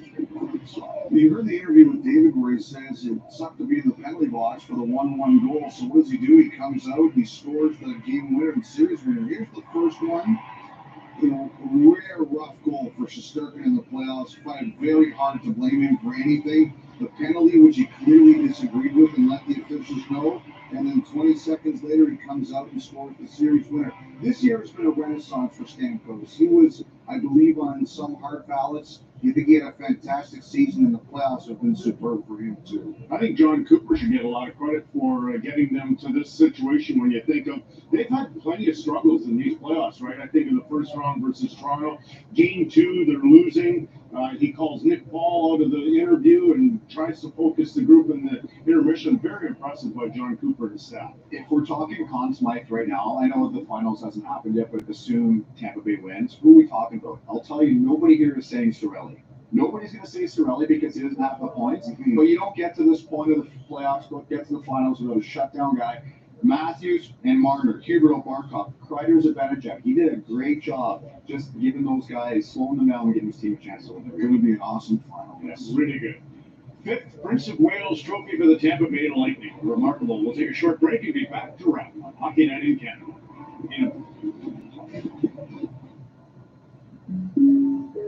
We're Malik and Mouth. We're scientists, we're engineers, we dance, well, not so well. We get really excited about science, and we want to share that excitement with the world. Windows 11 makes things easier. One of the biggest features I use is bulking desktops. By just swiping the screen, I go from being a student to being a gamer. With Snapassist, I have all the important applications all at once. Being a mentor to young scientists is one of the biggest dreams we have, and Windows 11 helps us do it.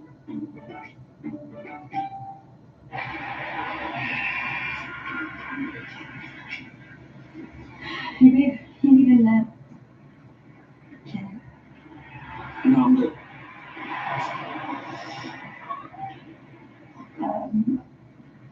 Whose cat is that? Who needs napkins? Well, you've got pants. Playoff pants are back.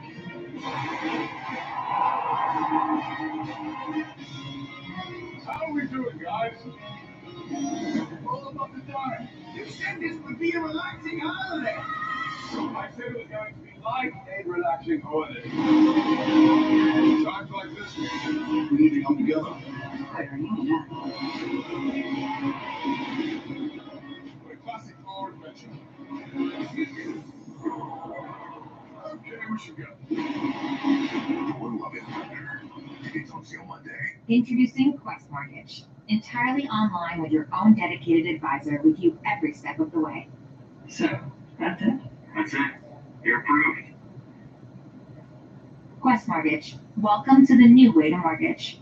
King C. Gillette is a complete line of tools and facial hair care products. This is the King C. Gillette Style Master, designed with a 4-directional blade and 3 comb attachments and style assembled to the perfect length to give you the edge you've been looking for. Satisfaction guaranteed or your money back. Explore the full King C. Gillette line. I'm over here waiting, looking intensely for a print that I never actually printed, so I don't have to deal with that terrifying pile of invoices. Intuit QuickBooks helps you easily send your first invoice in 3 steps. Simple. Lemons, lemons, lemons. The world is so full of lemons. When you become an Expedia member, you can instantly start saving on your travels. So you can go and see all those lemons for less. Every day, we discover what inspires us. It can be the energy of the city or the peace of the outdoors.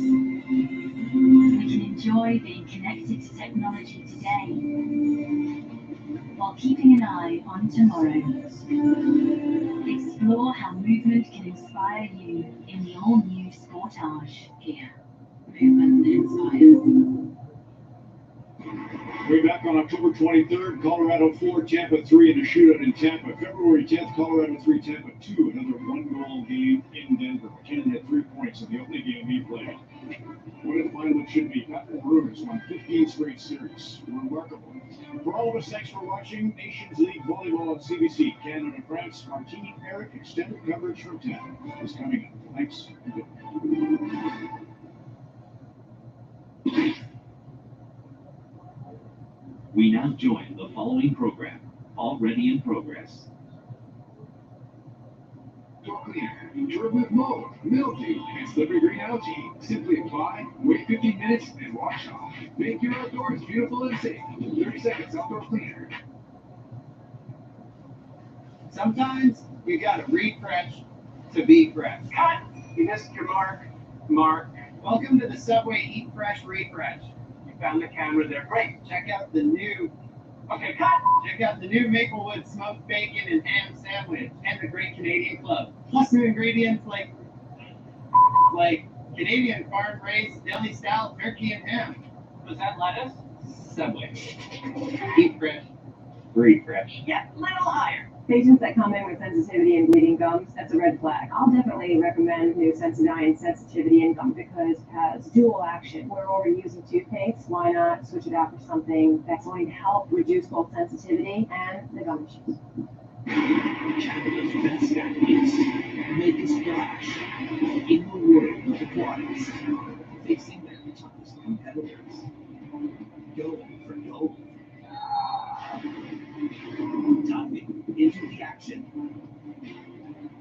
dominating the waves, above and below the surface, where strength meets grace. The World Aquatics Championships, June 18th to July 3rd on CBC and CBC Gem. A competition of a very different kind is coming to CBC Sports. Join us tomorrow for the Spelling Bee of Canada's 35th Annual Championship. You can stream that on our website at cbcsports.ca, beginning at 10 a.m. Eastern Time. Now let's head back out to volleyball with Signa and Dallas. Scott, thanks so much. Yeah, you've seen the great crowd in Ottawa at TD Place Arena for Canada's match against the Olympic champions. Lost the opening set 25-16. It was close at points, Dallas, as we take a look at set one statistics. Maybe opponent errors is the place where Canada needs to clean it up a little bit. What do you think? I mean, stats aren't everything, but they say a lot here. I mean, those opponent errors, that makes a huge, it's just a snowball effect. It's only a difference of 4, but it leads to other things, you know? There's a look at Kevin Tilly, who is not playing today for the French national team, of course, a member of that gold medal team. But, you know, one of the things that Ben Josephson, the coach of Team Canada, talked to us about was the fact of bringing up some young players, onboarding young players, and we're seeing that with the lineup that he's thrown in today. Yeah, he's in a good spot. There's been a great base that's been laid for Canadian volleyball over the last 10 years by Glenn Hogan and his people. And now they're getting to the point where they're able to focus on higher levels of play. They have a base of play. Speaking of high levels of play, how about Stephen Marr? He has 4 points already in this match. He had 18 in that loss to Germany. He is always a force, and you know, I think you described him during the pandemic, one of those guys that never took a day off from the gym. Is that right, Dallas? Invested in his own gym? From what I understand, he came back from Italy or Russia or wherever he was, and he's sitting around. He's like, what can I do? Oh, I'm just going to build a gym in my garage just to stay extremely physical. I mean, and it worked.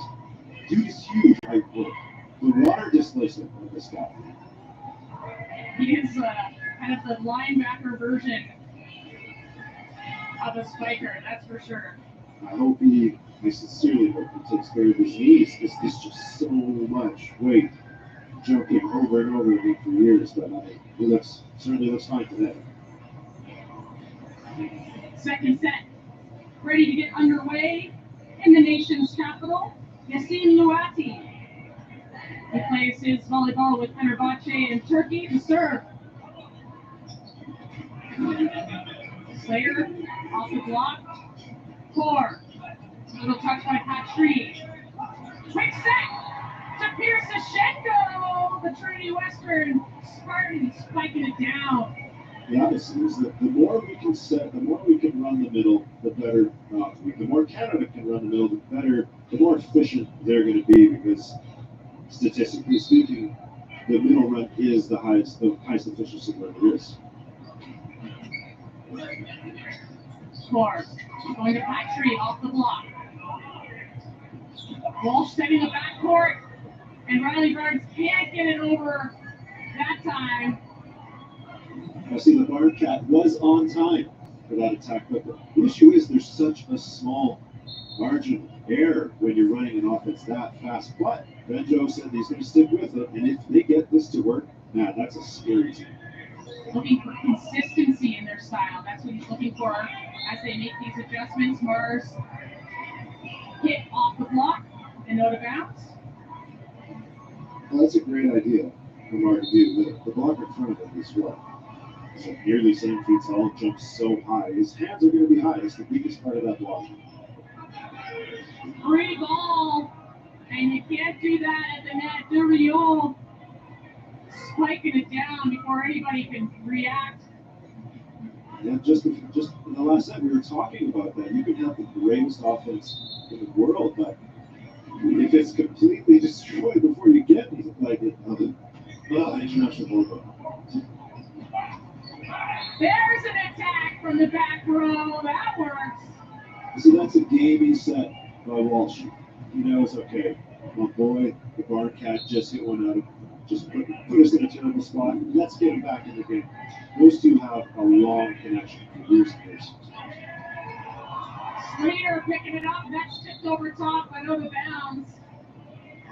You know, the Bearcat was somewhere on a farm earlier this winter. And his longtime old friend and teammate Walsh calls him up from Greece. Listen to Leaky said, hey, we need a guy. What are you doing? Riley Barnes, I assume, said something like, well, I'm in a field. Let me get a plane ticket to Greece. And now he's back on the court. Their connection long from the University of Alberta with the Golden Bears winning national championships in 2014 and 2015.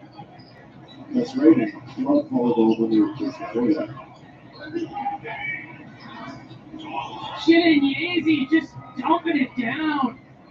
Yeah, he's so hot. He doesn't even, again, he just has to put it where the players are. Shout out to Rod Walsh recognizing the talent of the Bearcat when he was a child and pulling him from northern Alberta to live with the Walsh family and develop his skills. And look at the investment. You can see that connection on the court today. 5-3 for France. Elser can't handle the serve. Durion has served in the first set, causing Canada some problems. And again here in the second set. Well, a server serving that hard who is left-handed, it's just Well, it's unorthodox. It's not. We're not used to seeing it as a passer. And if it has any sort of that sideways, left to right banana spin on it, it becomes unnatural for the passers.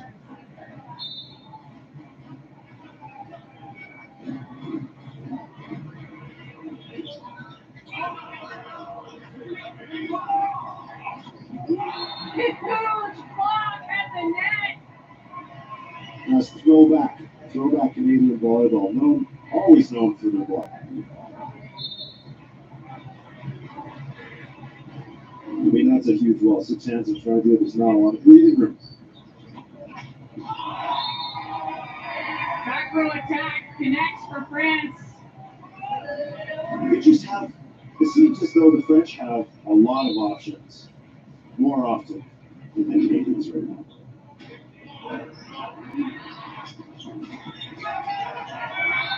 Murr receives the pass, gets the pass back, and Canada's within one. Of course, as soon as I say that, Canada runs one of the ultra pipes.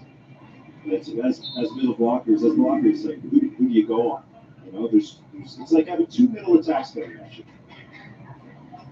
Walsh serving.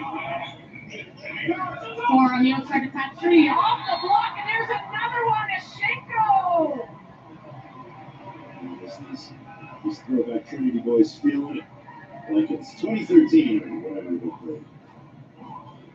Wow, you see how high those guys are? The Barn Cat coming out of retirement. Body must be feeling good. Those dudes could be brothers, huh?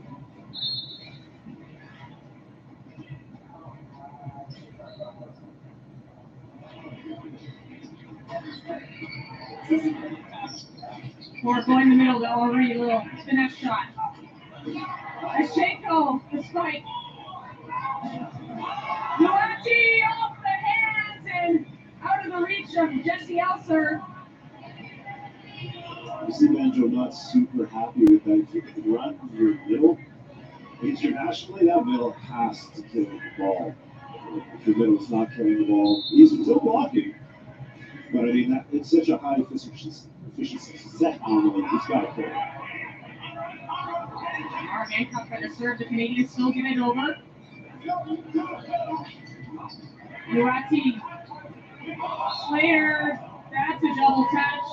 Fault on Canada. You just see Canada kind of getting disorganized, out of sorts. They are in rotation 1, which means their opposite is running on the right side, on the left side. He's used to setting it the opposite way. So, but you can see they have the 4-man service in there. This is new to Canada. That's amazing. The French are missing serves. We talked about the serves, but they're missing serves after an ace or after they've already got a break point. And they got trailing 9-8. Barnes trying for the back corner, doesn't get it. Close though. You almost got to live with it. You can see the receiver is beat. So a couple of centimeters to the right, that's an ace. Well, Mara trying a little bit of a tip over top and had to do some twinkle toes over the line. I mean, that's probably going to score every time, just out of pure fear. Like a 250-pound man, 12 feet in the air, flying towards you. Might technically fall for it. Score, back row.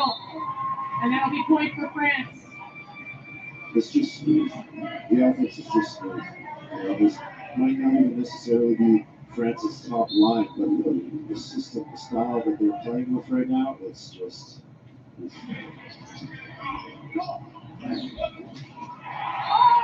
Oh, Stephen Murr! It looked like about 3 Canadians were going to attack that ball. Exactly. That's the atomic offense we got coming right now. When it's happening, when it clicks, it really can't beat anybody in the world. Big serve. Patry with a little touch over top, that's blocked. Blocked again. Score! Chinyeze wide! Point Canada, it's 11-all. Mr. Souvenir is appearing not shook. Maybe he's doing laps in his own head right now, but his body language is calm. He just wanted an Olympic gold medal. One of the best walkers in the world. He's got to keep it cool so his team doesn't fall apart. Slater serving. Oh, it's a big one. 4 on the outside. Walsh going to Mar off the block and lands in. France will take the point going into the technical timeout. 12-11. It's a close one though. And the second set will continue straight ahead.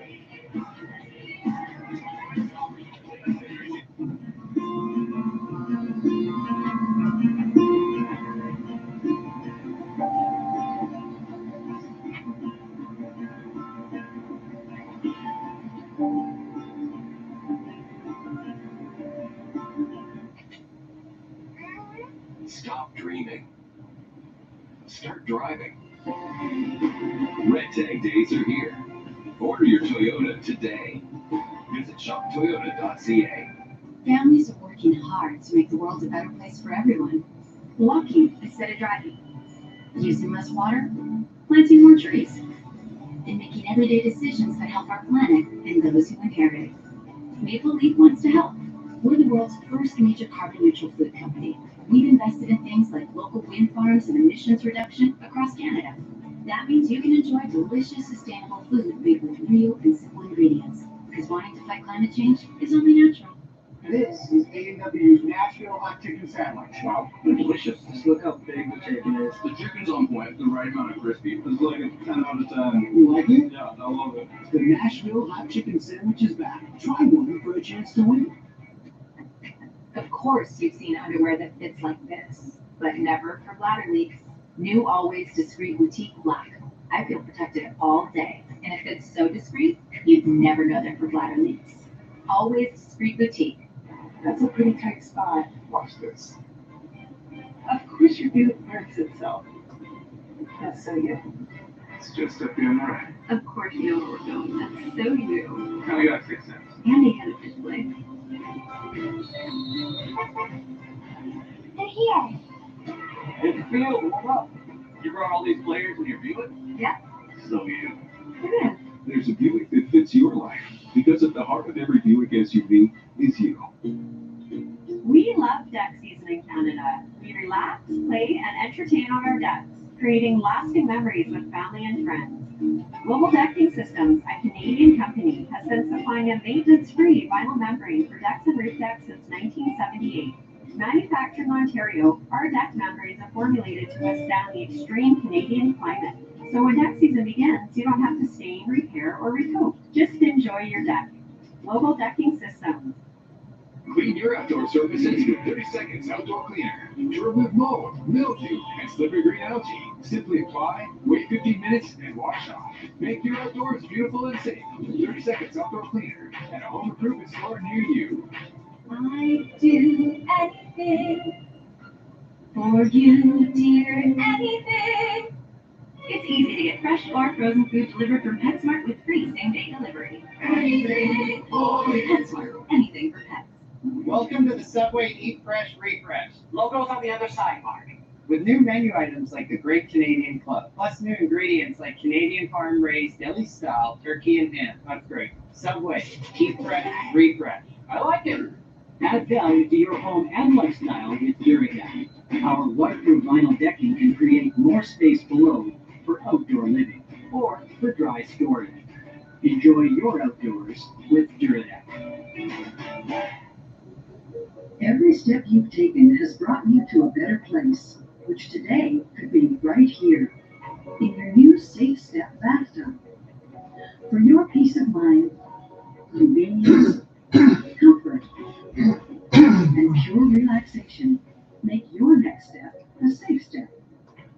Find out more by calling 1-800-NEW-TUBS or visit safestepptubs.ca/TV.